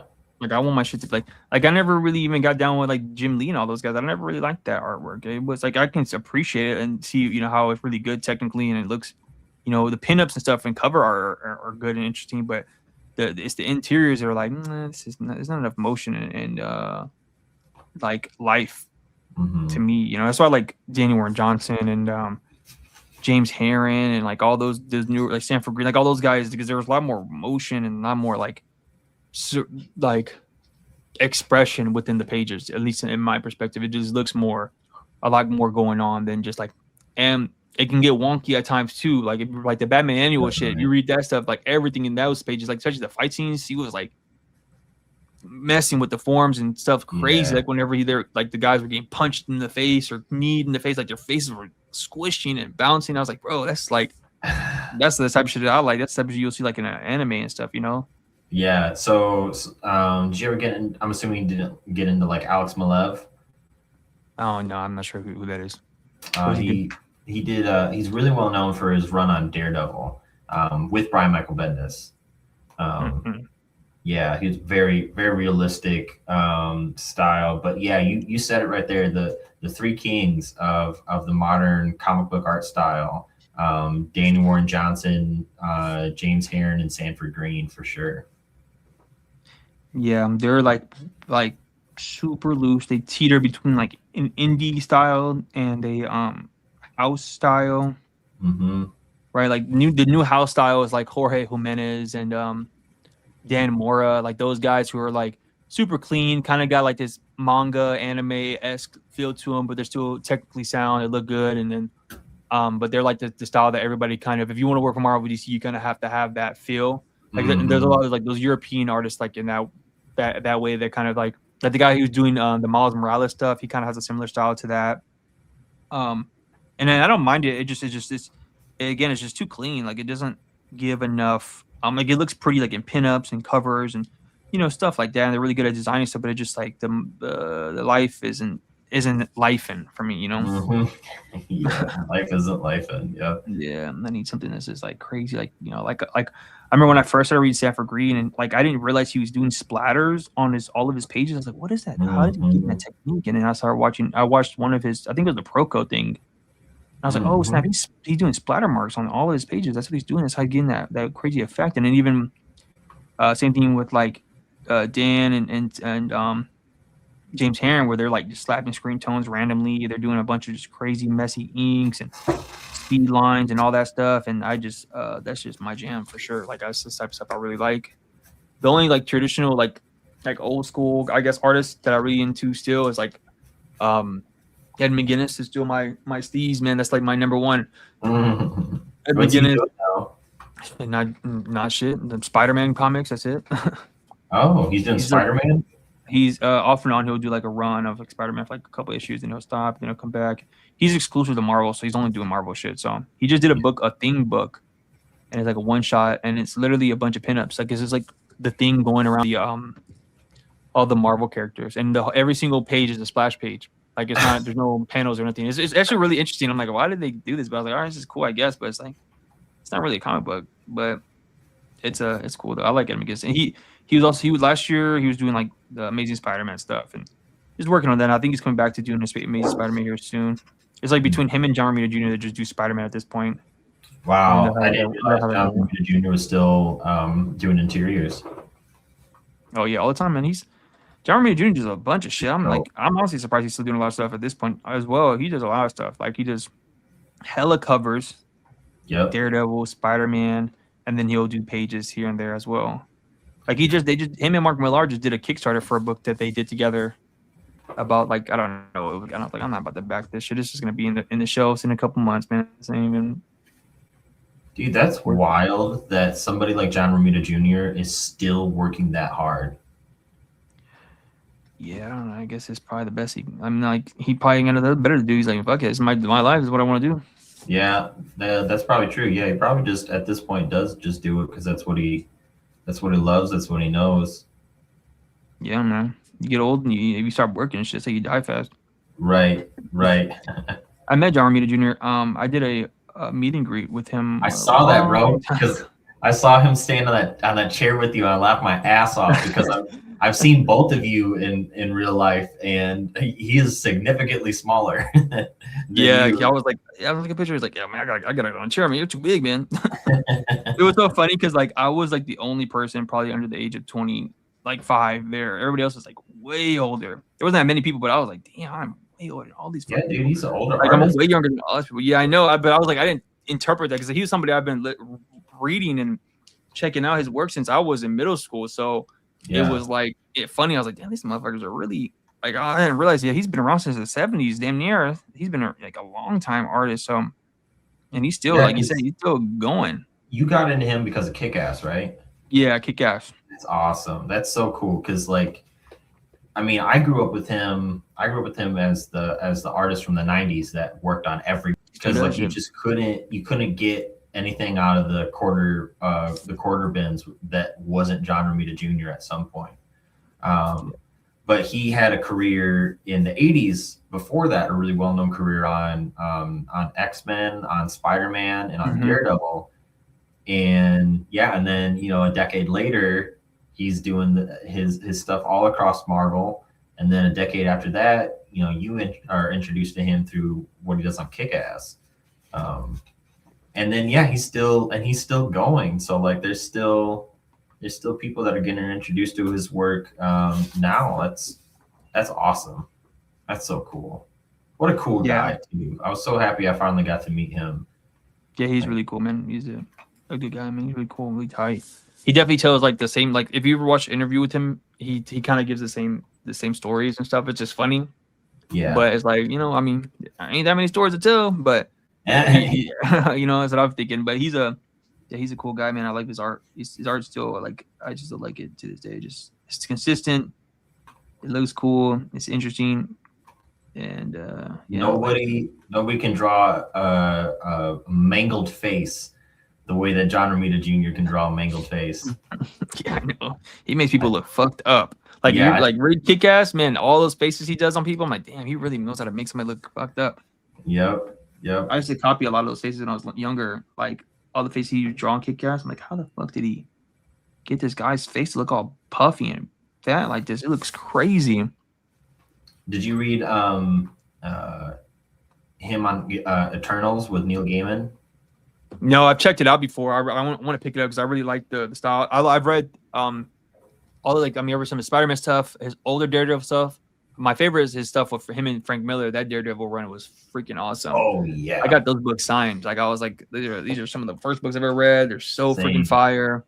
Such a great read, man. Great concise comic.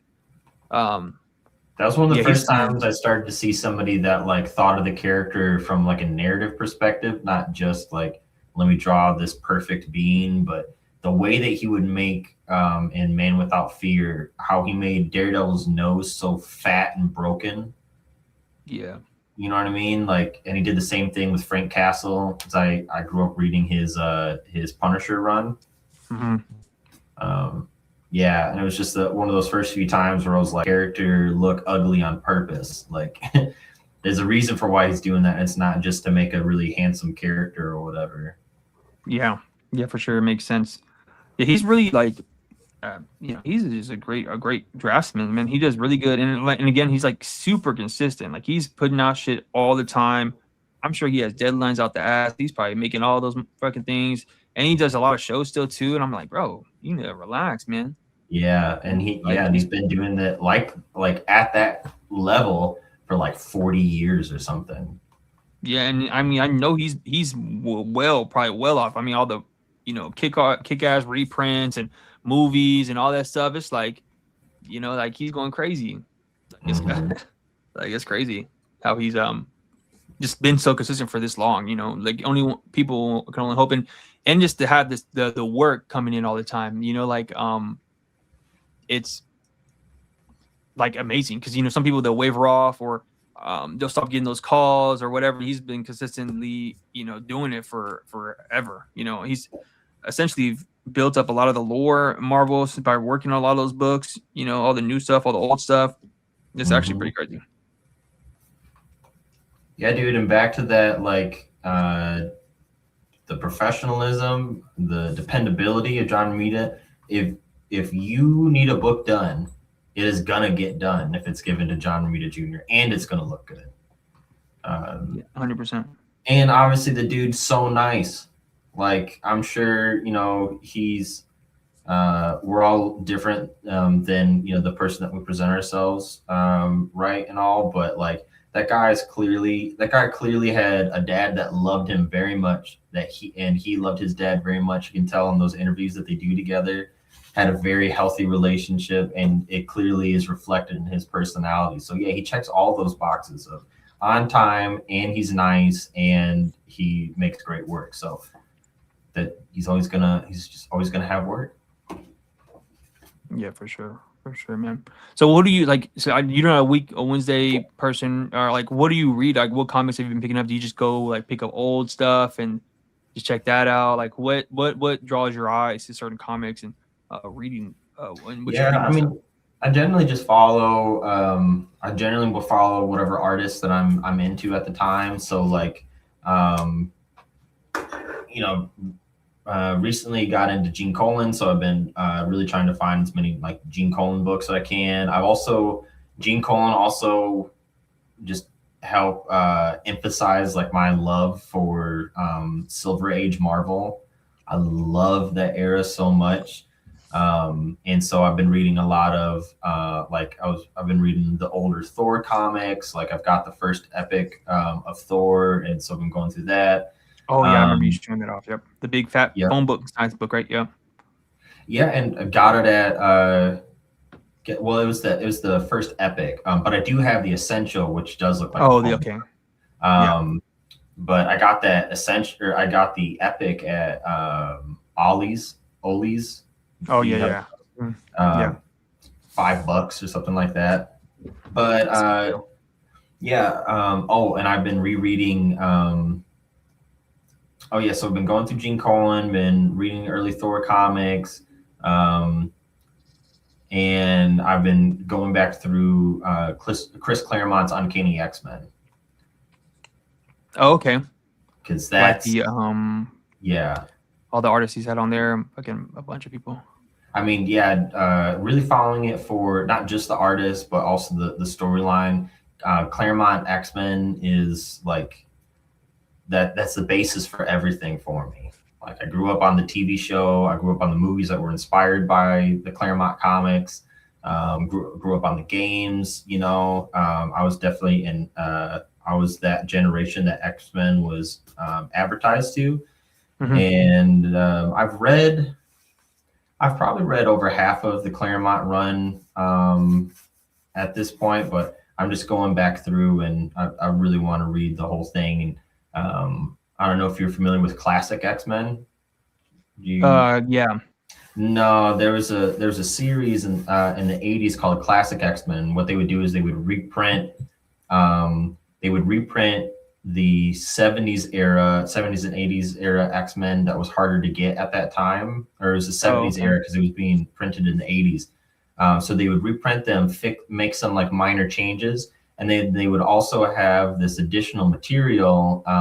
There would be a new cover that was generally by Art Adams or Mike Mignola, like the two main ones. And then the new story would be by John Bolton, who's a painter, but he would do this comic book style for the stories. And these new stories were always character driven points that would happen in between the issues. So you got even more context on the characters and the world and everything.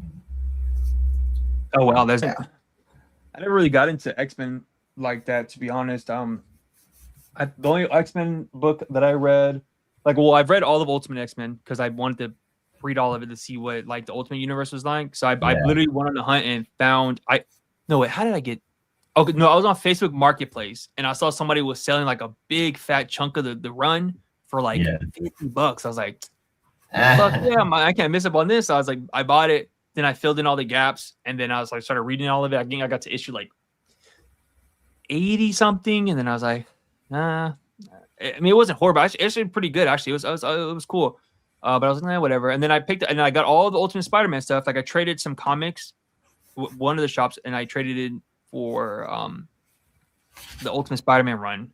So I got the full complete run of both those, like floppies, and I just haven't even started to read the Ultimate Spider-Man yet, which is, it's been like a year and a half, and I was like, fuck, I need to either sell this stuff or keep it. But I'm gonna read it eventually. But the only X-Men stuff outside of that, the only other X-Men stuff I've been reading was the new Peach and Moko Ultimate X-Men stuff, which obviously is way different than what's out. And then this is the book that got me into Art Adams, actually, which is the Ultimate X-Men Origins. Yeah, this shit is so freaking fire. I think this is the last stuff that Art Adams actually did interior wise. Like the artwork is so good. It's like, I don't know, I was like, man, I was like super just like into like the artwork and just I love the how way his style has evolved. Yeah, he's like super good. But that's the last time he's done any interior work. It's yeah, it's really, really good. Like I remember looking at this page and I was like, yo, this is fucking sick. Yeah, I still have the original floppies. I think I got them signed by Art when I was at Heroes last year. But you know, it's yeah, funny. that was like one of the first books I've read. That was like that style, like when he started doing that style, really has like influence of Ed McGuinness. It feels like. You get that? So the interesting. So I have this theory or like this kind of observation where I think all those guys are stemming from Art. So like Art Adams, Ed McGuinness, and then even Ryan Otley, they're all like, I think come from the same tree. Like they're all similar, but they use different shapes to convey their characters. So like Ed McGuinness, he's all round shapes. He's all circles. He's all big blocky shapes. Ryan Otley is more square, more triangular shapes with his forms. And then Art Adams is kind of like a blend of both. And he's like especially with that newer style, like compared to his old style, is like the best out of it. But I mean, I don't think he's ever gonna do any interiors anytime soon because he said he's so slow. But yeah, hopefully one day we'll get another book out of him. I think he said he has something coming out, like he's doing like a mini drawing or something. So I'm talking about that on like a live stream or some shit. But hopefully, I've got his what was it called, Ape Man or something like that. Monkey Man and O'Brien. Yeah, I haven't read it yet. But that shit is fire too, man. I have all those also. I think I got issue 1 signed right here in front of me. But yeah, he's that stuff is really good too. And that book essentially was just him just drawing all the stuff that he likes, was like monster, freaking, you know, all that crazy stuff, and just like mechs and you know all this stuff. But he's definitely one of my favorites. Like I have a lot of his bibliography, like all the stuff he's ever worked on. I pretty much have. Interior wise, and then even with Ed McGuinness, I pretty much have all of his stuff. Like I literally, outside of that Deadpool stuff, like I have a lot of his floppies. Like, and even that I got the Deadpool essential for for all that old school. What? Where's it at, man? It's like a fat ass. It's like all the '90s Ed McGuinness stuff. Like I have these 2 art books that he's done with a. Like when I say this guy is my favorite, he's my favorite. Like I want to be able to get this is Art Adams actually, X-Men. But I essentially want to be able to get a style where it's like an Ed McGuinness meets like a mangaka. Like the shapes of Ed McGuinness, the designs, but like with the fluidity of a mangaka. That's like my goal for like my art is essentially to do that. Like be able to just, I love the way he draws big shapes and stuff. Yeah, and like characters and make them look freaking like essentially like what you would think a superhero would look like, cartoony and like, but also just ginormous, you know. But just add more and more motion to the I can't find the fucking Deadpool book. More motion to the like the fight scenes and stuff. You know what I'm saying? Like really more fluid and. But he's super dope. Like his artwork now is like super refined and clean. Like he just did like a couple years ago. He did like a Spider-Man Deadpool thing and the artwork in there is really, really good. Like his artwork is evolved for sure. Run is so quintessential Deadpool to me. Like, oh yeah, for sure. He's a real creative Deadpool. Yeah, dude. In that, like, I don't know, that was a really good time with Deadpool because he was still pretty underground. There was a bit more innocence to the character at that time, I would say. Yeah, Joe Kelly. Yeah, man. It's sort of like the difference between Dragon Ball and Dragon Ball Z. Like he went from Dragon Ball Z and then kind of went more Dragon Ball, and I liked his Dragon Ball phase. Yeah, for sure. Yeah, I mean, his run, his Red Hulk run, is like one of the very first comics, and that's made me fall in love with comics. I have all those books also, and I'm just like, bro, I cannot get enough of that stuff. Just to me, he is the Hulk artist. Like I don't know, like I like Nick Klein, but man, Ed McGuinness's Hulk though is just like it's next level. Yeah, I could see I'm a like little biased, but to Nick Klein from Ed McGuinness. I could definitely see that. You said what now? I said I could definitely see a through line from Ed McGuinness to Nick Klein. You think so? Oh yeah, definitely. I mean, just with the mass on top of mass on top of mass that he makes torso like. That's how the Hulk's supposed to be, man. He's supposed to be fucking ginormous and crazy looking, and like, yeah, even like his when he was doing like the Batman, Superman stuff, that shit was super sick too, man. Like it's just like yeah, he's really good, man. He's really fluid with his character design and stuff. Like I'm gonna study the hell out of him as well, man. Like he is like for my next comic also. It's like something I'm really gonna start aping the fuck out of him. Honestly, I'm like, oh, this guy is Ed McGuinness. So top 5 then. Top 5. Ed McGuinness is definitely on there. Yeah, he's definitely number 1. Like there's no doubt about it. He's like, I don't even read Spider-Man, and I've been picking up. I'll pick up his Spider-Man issue just to see what he's doing in those pages because he's a super dope, man. He's definitely in my he's in my top. He's like my number 1. Like really, he's like him, Art Adams, Daniel Warren Johnson, James Herron, Sanford. There's the guy, like I said, that is doing the his name is Juan Ferreira. He's somebody I just started checking out recently. He's super dope. He did a really, really dope Ninja Turtle run with Jason Aaron as a writer. Should check it out. It's really like the way he's doing the panels and stuff in there. It's like so creative and interesting. Like he incorporates like the layouts with the paneling with everything. It's just super crazy. What's Buddy's name? He did Deadly Class, and he's doing the Kaya books. Yeah, his artwork, fucking dope, man. Like I've really, really enjoyed like reading Deadly Class. Really made me like I had already checked out Kaya. Craig Thompson also is one of my favorites. Also, I really like his stuff. But Craig, god damn it,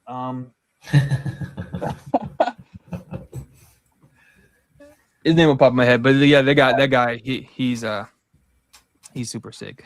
I could definitely see it, and it's funny because it seems like I would have guessed that you were influenced by him earlier than maybe more of a recent find for you. Which one? The artist from Deadly Class and Kaya. I mean, I just found out about him like fucking like 2-3 months ago, maybe. Yeah, that's wild. To me, it just seems like one of those artists that like you were like meant to. Wes Craig. Thanks, Ian. Yeah, Wes Craig. Yeah. He's definitely an artist like that was straight up my ballpark, dude. Like, I was like, bro, this guy is sick. He's super cartoony, but he's like really good at layout, storytelling. You know, even when he has a writer, he's really good. But he also writes his own stuff. And it's like, yeah, this guy is super dope. And he has a YouTube channel, and he was posting frequently for like a minute, but then he got, I guess, caught up doing cartoonist stuff. But I was like, dude, he was just like being there and just like he does ink wash, like a blue ink wash on his his Kaya pages. Like it's in this, like, bro, that is fantastic. It is really, really good work. Yeah, Wes Craig, yeah, he's super dope too. I've been, and then Kaya's is honestly a really, really good series as well. It's definitely gives a really good like children, young adults adventure comic, but like it's really well written, really good character arcs, character designs, world building. It's really, really good. Like and in Deadly Class, I think is probably one of the best comics I think I've ever read, honestly. Like, wow. Especially like long form in that way. Yeah. I was like, man, I got mad respect for Rick Remender for this book because it's really, really good. Did you read? Oh, sorry, I'm getting away from the mic. Did you read? Fuck, I just forgot what that was called. It was a Rick Remender book. It was a sci-fi book with Jerome Pena. Seven to Eternity. No, man. Rick Remender has so many damn titles, man. I don't. Yeah. I've only read a handful. Yeah, he does have a lot of books and a lot of different books. That kind of reminds me. I saw a TED Talk recently talking about successful comics. Did you see that? I haven't watched a TED Talk in shit. I don't know how long. I don't know how I came across it. Might have been on Instagram, but TED Talk was talking about successful comic book artists, and they talked about how looking overall at like the most successful comic book artists were the most diverse. So the ones that would spread their art across multiple styles. So I think you got a good chance, man. Oh yeah, who was giving the talk? Oh, I don't know. It wasn't a comic book artist. I don't think so. I'm not sure. I think I just came across the clip and they were showing, but it makes sense because I mean I'm getting further and further into the comic book art from like the 1950s and 60s, and those guys did it. Yeah, but a lot of those guys back then were like classically trained. They were more into like doing commercial art and stuff like that. So like when they transitioned to comics, it was just like that was light for them. Like that's why they were able to do like fucking million pages in a day and shit. Like they were like used to drawing in such strenuous conditions and timelines. So like, and they had to do like they had to do Coca-Cola ads and Macy's and stuff like that. Like they weren't just fucking. They didn't care about doing comic books were like cool, but it wasn't like the It didn't seem like it was that much of a strenuous task. At least for them at that point until it got bigger. But what were we gonna say? Well, I was going to say, I mean, the comic book artist has a lot to say that my illustrative work has been paying my bills. That's for sure. Shout out to the Vine Neighborhood Association hiring me to make this hanging around the Vine sweater. I made this for my neighborhood. Also made a T-shirt for Satellite Records, a T-shirt for Fourth Coast Cafe, which is the cafe shop on our block. I was also hired to do a T-shirt design for Crow's Nest, which is the breakfast joint above the coffee shop, and then I'm supposed to be talking we've got a pizzeria at the end of the block that wants T-shirts. So like there's a lot of good money in illustrative work, but again, you're not going to find it like you're not going to go on Indeed looking for illustrative work. But you will get it when word of mouth spreads and people see like what you're doing and they want to get in on the hype. They recognize that there's a cultural like thing happening here, and they want to be a part of it. So yeah, comic book artists should really look back at those illustrators, not only learning those classical styles of drawing, like quick draws, like figure drawing studies, like anatomy, like and works. So it's not only making comic book art. It'll just help you anyways. Yeah, for sure. Like that's what I did. I would read a lot of anatomy books, do a lot of gesture drawings. That's helped me a lot. Gesture drawings helped me a lot.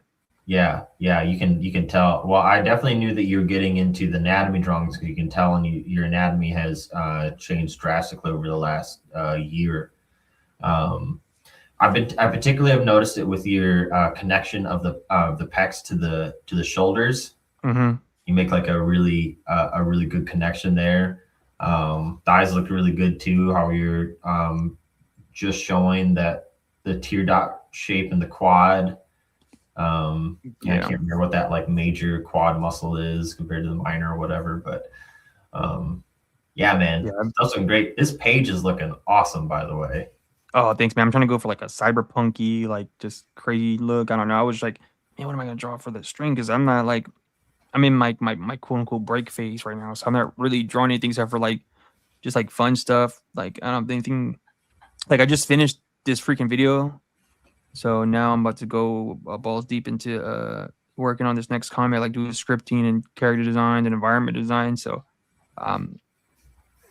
That's probably gonna start doing that this week. Oh yeah. But yeah, I was like, man, I'm trying to because that what's it called book did so good. I mean, video did hella good. The Eric Larson one. I was like, man, I gotta follow up the momentum and drop another video, and hopefully I can at least get if I can get a quarter of the love I did on that. You know, that'd be good and a good little Google AdSense for the month. So yeah, man, proud of you. Good job, dude. I've been so astonished looking at other content creators, let's say, and seeing their numbers. I'm like, man, you can't add like the last 6 months or a year of their videos or their views up to get to what Cova did on that one video. Like, that's crazy.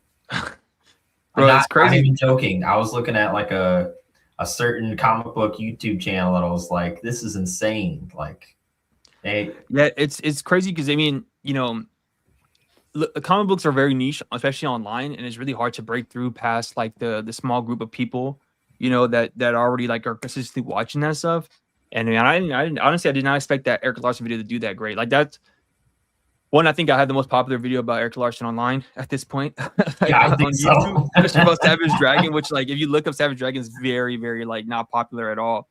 Yeah, like the name or title, and so I was like, damn, what the fuck? I did not think it was gonna do that like crazy, but I guess you know the Gooner thing and all that stuff, and people were like drawn to like you know perverted stuff online. But I was like, man, and then YouTube like nuked it immediately, like 3-4 days later, and I could nothing do like I couldn't like the way that YouTube does their algorithm stuff is just so ass backwards. Like they don't give you really like a real reason, and they'll demonetize it or ad block it, and then they'll tell you after you try to appeal it, and you only get 2 chances to appeal it. And sometimes you won't even know after the first appeal was wrong. They'll just be like, no, we're gonna keep it under you know whatever, and you don't know why. And it's it's really frustrating. But luckily, I was still able to you know like I got such a really quick you know bump that the AdSense still are gonna come through, and it's really good AdSense money. So I was like, yeah, this is fucking awesome. But it's still frustrating. It's like, man, I just put all this work and effort into this damn video just for it to get fucked. Like the one that really pissed me off was the one where I was doing the whole video about the adult comics, where I had like Jim Rugg and Sean from Japan put Connor in there. I was like, bro, that was a long ass video. It's 40 minutes long. And that wasn't even the original cut. It was way longer. I had to cut it down, edit it. It took me forever, like to coordinate the interviews and stuff and And I was like, bro, these motherfuckers just took this shit down in less than 2 seconds. Right. Damn. It's so frustrating. But I mean, it is what it is. That's just the belly of the beast of just working in these spaces that you aren't really in full control of. But you know, it is what it is. Like it still goes like the more stuff you put out, the better it does, and like your channel just keeps evolving, and then you'll start getting like recognition and you know whatever. I mean, I'm really just doing just so I can hopefully just funnel people to the books, and I think it's so far has been doing it's been working. Nice. Small increments of just getting people who are like interested in what I'm doing and all that good jazz, and really diversifying my my audience past like Instagram people. And even it's crazy, I just got 1,000 followers on Instagram. I'm like, what the fuck? I wasn't even paying attention really. Nice. From that Larson video probably. I mean, I think some of them probably came. I think it's just like slow, just like build up of just people just slowly just finding my page. And I think because I mean, like I'm trying to start doing like the reels where I kind of like talking to the camera and like trying to like really diversify my content, like and get like all of my stuff in multiple spaces, and like clip up like my videos and stuff and all that stuff. It just takes time, and I'm like, I don't want to edit hella stuff if I don't really have to, and I don't really get anything out of putting clips on Instagram. Like I'm not getting any like money or like that much crazy engagement. So it's like, where's my time? Mm-hmm. But totally. Sure, man. How's it going? How's your stuff looking? Good, man. I'm down to the last panel. That's where we're at so far. Yeah. So you pencil with the colored pencil, like the non-photo blue with photo red, and then you go over with the darker black a regular lead pencil. Nah, I mean, maybe sometimes it kind of just depends on what mood I'm in. Sometimes I feel like I like a non-photo blue or red better than one or the other or another method. Lately, I've just been really enjoying using a lighter lead or a harder lead rather. So I've been using like an HB or number 2 pencil. That's been my go-to, as I've been really inspired by the Ticonderoga number 2 pencil, because that's what Jack Kirby built, you know, the whole Marvel universe with, basically, was just a Ticonderoga number 2. Those are good quality pencils, man. What's that? Those are good quality pencils. Those are the pencils that I would that I use when I pencil my shit too. I use the same ones. They're quality. They're cheap. Yep. And you can find them everywhere. So it's like, yeah. So it's just, you know, I've really gotten into that because I like when something's dependable. It's easy to find. I hate that about, like, it's taken me a long time to find pens that I like, that I can have easy access to when I like run out of ink. I'm not crazy about microns, really. Yeah, I feel that. I think my favorite pens so far have been Zebras. I love their like brush tip, not brush tip, but what's the word I'm looking for here, bro? These right here, like the yeah, like brush, those yeah, brush pens. What are those? These are Tombos. Tombos, yeah. See, I'm not crazy about Tombos. I like Zebras. I think makes a better version of what Tombow do, but like Tombos are the easiest for me to get my hands on, because they're at my local art store, or at least they were. Now they have Pentel. They've got Pentel versions of like the brush pens. Yeah, I have a Pentel pocket brush. I just got it. I actually really, really like it. I use Tombos. Tombos are like my main inking tool. Like I literally I bought a fucking fat pack of them like last year or something like that, like $40, I think. Because I like the only thing bad about them is they just dry out hella quick. So quick. I hate it. After like I would get like a good maybe like one comic book out of them, and then they'll dry out. And then I use these Copic multi-liners for like my fine stuff. I really, really like these. I don't like you. I don't really care for microns either. Like I have some, but I would never use them. And then the Pentel pocket brush, I use this. I just got this. This is really cool. Presto for sure. Oh yeah, and I just bought these. I'm still trying to get a feel from the yeah, because I was like, man, I was trying to use it on the Spider-Man drawing I did with the Miles, like getting the webbing in. It was just like, it was taking a long time. It's like ripping through the page. I don't know if it's just the paper I'm using, because these aren't Bristol boards. This is printer paper. This is the two-ply printer paper. Like remember the one Brian was talking about? No. He posted it on. You can find them on Instagram. I mean, on Amazon. You can get like 200 pages of 11x17 double-ply Bristol board type paper, which is it's printer paper for $20, 200 pages. So I was like, fuck yeah, why am I gonna spend $40 on 20 pages of Bristol board when I can just get this? And you know, the only thing is that you're like limited kind of to what you can do. Like if you get it too wet, it starts bending and stuff like that. Like I want to try to like use like vellum and like thicker, stronger paper, but it's just like it's not worth my buck to spend that much money on all that shit if it's I've only got 20 pages. Like that's ridiculous, especially because I work and I draw essentially like in like double-sized comics most of the time. So it's like, I don't know, it's not worth it to me, at least. I don't know. And it's still quality paper too. It's not like bad quality. It's not like shitty by any means. It's really good. So I'm just like, I'll take my chances. And if I fuck up or like the paper gets messed up or whatever, sometimes I'll just fix it in post, like on Procreate. Like if I have something I need to fix up or whatever, I'll just go in there and digitally fix whatever, or but yeah. A lot of cool tools. I did like a lot of trial and error with different stuff. Like I bought a bunch of, brushes, and I like the brushes, but they're just not. It just doesn't make sense for me to work with a brush. It just takes up too much time, and having to clean them after and wash them and all that stuff. I'm just like, dude, fuck that. Do you ever play with the Pentel brush pen? Yeah, I just got one. That's what I just bought one. So I'm gonna start. No, not the pocket brush. Talking about this guy with the chamber. Oh yeah, I had one of those before too, and I need to buy another one. Fuck around with those. Those are really cool too. They give you really good lines and heavy lines, and I just don't like the ink will run out. And I was like, man, but you can buy refills. But when I first got it, I was like, let me try something else. Let me try different stuff. So I've been on my my journey of trying different materials and things like that. And I think I've gotten down to like a solid like 3-4 things that I really, really, really like. Yeah. That work for me and that makes sense in my for my timing and what I'm trying to get done. And are, like you said, accessible. Like I don't really go to Michael's. They don't really have stuff, and then when they do have stuff, they like overcharge it for the stuff. Like those pocket brushes that you just showed, the brush pen. Yeah, that's too It's expensive. fucking expensive at Michael's. I'm like, bro, what the fuck? Yeah. But on Amazon they're like $10 or something like that. But at Michael's they're like $20 some. I'm like, bro, y'all don't want me to buy this stuff from here because I'm trying to support y'all, but you're not trying to charge me.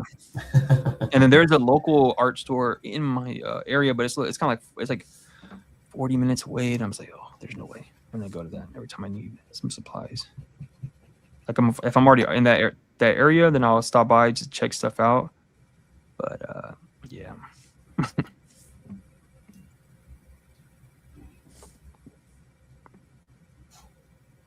Yeah. So what are your future plans?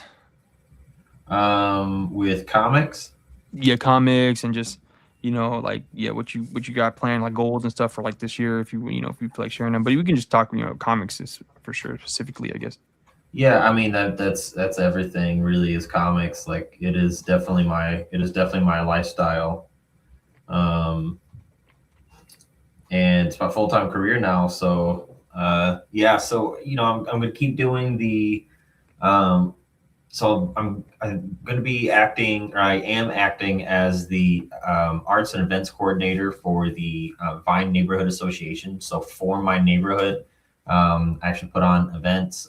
We have a weekly artist meetup now that happens every Friday from 5:30 till 8-ish. And then every first and third Friday, we host events at the same location. But with so the artist meetup still happens, but we'll also feature vendors consisting of live musicians. So the Bold Bluffs, a good friend of mine, they play at the record store next door, or they'll play in our facility at the Vine Neighborhood Association. And then we also have vintage clothing vendors and art vendors, like myself. We do that every first and third Friday.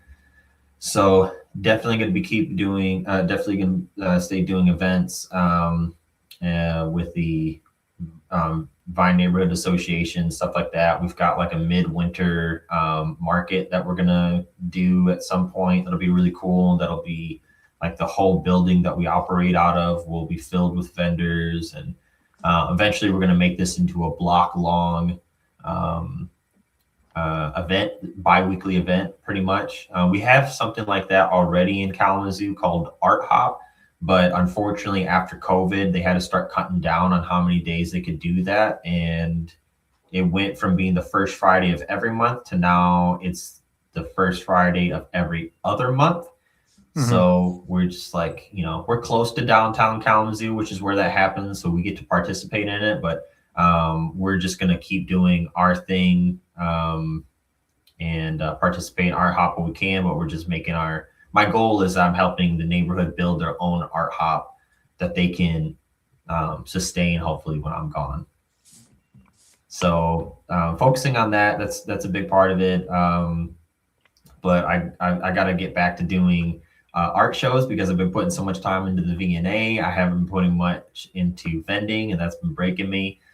Because I used to do, 1 to 2 shows almost every weekend at least. And I'm in a slow season right now. Shows will start picking back up again in the spring because I know I've got Vintage in the Zoo is going to be happening again.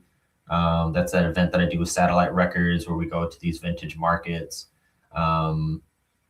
Be doing that again. Going to be doing some more events with New Wave and my friends Turtle Wizard and Manny and Sophia. We've got like this little collective that has been a part of New Wave, and we also do other shows together. So we're always collaborating with one another. And then then just constantly putting out these comics. I really want to really plan on keeping our power metal story, which is called The War on Woodward and Fifth.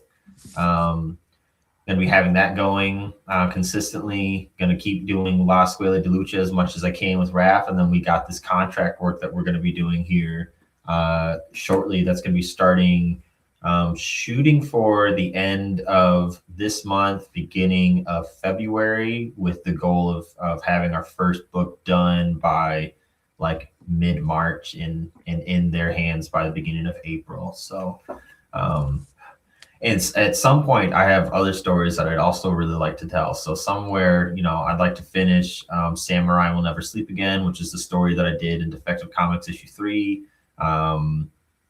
I started that. It's a monster samurai story, horror story.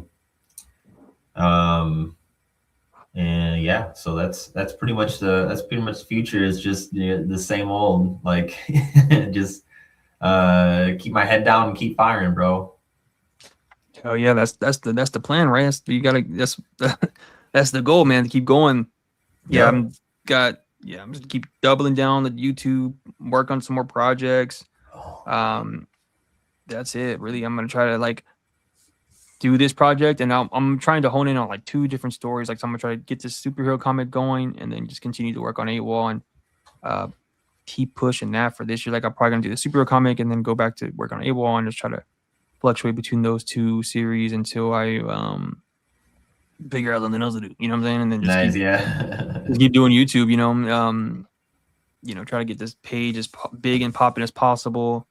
Hopefully that can translate to sales, and keep. And then hopefully I can get this page even bigger as well, so I can, hopefully, get more, put people on and get interviews for people and help them sell their books and just do stuff like that. It's kind of like what I've been thinking about long term, as far as like, what my plan is, and just that's it, man. It's funny because I always would like, man, I'm like in between videos, I'm like, man, I don't know what else I'm gonna talk about, and then like this next video was literally just like a happenstance find of a book because I was listening to a podcast by somebody, and they brought up the book that I'm going to talk about in the video. I'm like, oh man, that's a home run. That's a good concept for a video. And then, things will come to my attention, this stuff. And, I'm trying to just diversify the stuff that I talk about. And even like when I like to try to connect my topics to like bigger issues or bigger things. Yeah, I love that. Like I have a lot of ideas that I have in the back of my head that I'm like, oh, I need to wait for certain things or do more research, or I'll just let it ponder in my head, like, okay, what makes sense about this idea that I would want to, talk about or connect to something that's a bigger issue in either society or in like publication. Because, there's not a lot to talk about when it comes to comics. There's not, at least things that I feel will be worth making a video about and putting my time into something like, because I'm not gonna lie, like, I'm not gonna make a video if I know it's not gonna do well. Like I put too much time and effort into doing these videos to like there's topics on videos that I would want to do, but I'm like, I have to figure out a good angle for it before I can make a video about it, because it's just not gonna make sense. Like, comic book artists aren't famous, so they're not a big key drawing for like an audience that's not already watching comic book content. You know what I'm saying? Yeah, for sure. And and the more I've do videos, the more quality I put into my editing, my audio. Like, and now I'm trying to like incorporate more music into my videos so I can have like add the moodiness to it. So I'm trying to figure out how to do that. And so yeah, like I'm not gonna waste my time. Essentially. For sure. Hell yeah, but I'm about to be done with this, and it's going good, man. Good smooth 2 hours, good conversation. Nice. You know what I'm saying? I just finished mine. It's dope, man. That's so. What is like what did you come up with this concept for your short story in Power Metal? So, well, it's definitely not a short story because it's the same story. Yeah, it's the same story. Sorry, yeah. Yeah, so we're using Power Metal as a way to like serialize the comic, releasing same method that we did with La Escuela de Lucha and with Hand Plant Saturday Morning Mashup. But yeah, so it's called the War on Woodward and Fifth, and so it's basically a kaiju story and how this family like handles this new like catastrophe, these out of ordinary catastrophe that's happened. The main inspirations were this might be just before your time, but did you ever play the game War of the Monsters? Mm-mm. So that was a fighting a monster fighting game. It was a kaiju fighting game from the early 2000s on PlayStation 2, I think GameCube maybe as well, and it was just a love letter basically to old vintage sci-fi and horror movies. So you'd have like a giant praying mantis fighting a giant gorilla, which is like the first kaiju that you see in Power in this War on Woodward and Fifth story. Oh, So- is that like a is that a game that is an arcade game and they're like in the city, the monsters, and they're just fighting in the city and stuff like that? Essentially, I think. Or you said it was on GameCube and PlayStation, right? So never. GameCube and PlayStation, yeah. I know. Anyways, continue. Sorry. Yeah, so it's basically like basically just like taking that, which is like super fun to me, and drawing these big monsters fighting in a city and referencing old vintage horror and sci-fi movies and posters and stuff like that, and then combining the human element and taking that from like sort of Twilight Zone. How do people react to these extraordinary situations that they're put in, but also trying to take like the PBS approach and really try and put an emphasis on community and like the family value structure, right? So you got like this family of four that you're following, and really trying to highlight, like kind of do the opposite of what Robert Kirkman did with Walking Dead, where he's like, watch what like the worst of humanity comes out from these catastrophes. Instead, I want to show like, how people really do come together in the worst circumstances. Like when we're really put on our back foot, people will still come through and do amazing things. So that's sort of the inspiration. It's also a lot of sitcoms that I've grown up watching that are clearly an influence. Everything from like The Simpsons to the Bernie Mac Show, and like oh goodness, I can't believe I'm forgetting it right now. Oh, A Different World. That was another big influence. That was like a 90s sitcom. That one. But yeah, so really excited because it's I'm really taking like it's a 3-panel structure that I took from New Frontier by Darwin Cook. Have you read that book? Mm-hmm. So I don't know if you noticed, but he really just follows a 3-panel grid the entire time. Yeah. It's a really dope. I really like Darwin Cook is a dope cartoonist. I studied him early on, like this his Spider-Man stuff that he was doing. Oh, I haven't checked out the Spider-Man, but yeah, so it's it's 3-panel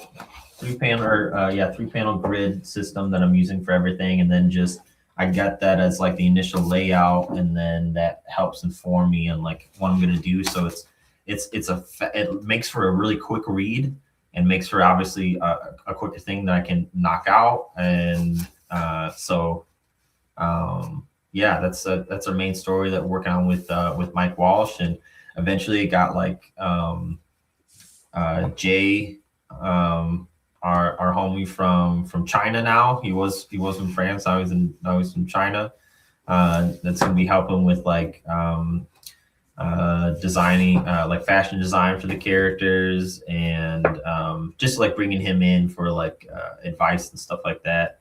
Actually, he's gonna be we talked last night, and we're going to be working on t-shirts together for La Escuela de Lucha, because we're going to be launching a Kickstarter, which I'm happy to announce. Oh, hell yeah. I just got to get that Kickstarter out, man. I've decided that I think the best way for me to be able to manage everything is to just finish the last couple pages. There's less than like 3 pages left basically that I got to finish. So once that gets knocked out of the way, then gonna work on trying to get that Kickstarter up and rolling. But he was talking about making t-shirts out of this cover that we did for La Escuela, with this pink background and the texture, and I'm not going to tell a fashion designer no. So like if he's got good ideas, I want to hear them. So that being like a tier for the Kickstarter, I'm really excited to see what we come up with that. That's my dude. I love that guy. We definitely get on the same page for one another. That's for sure. Oh yeah, that's dope, man. That's dope. That's dope to hear that. I can't wait to see all that stuff. Let me show the my page real quick. Yeah, man. Crisp.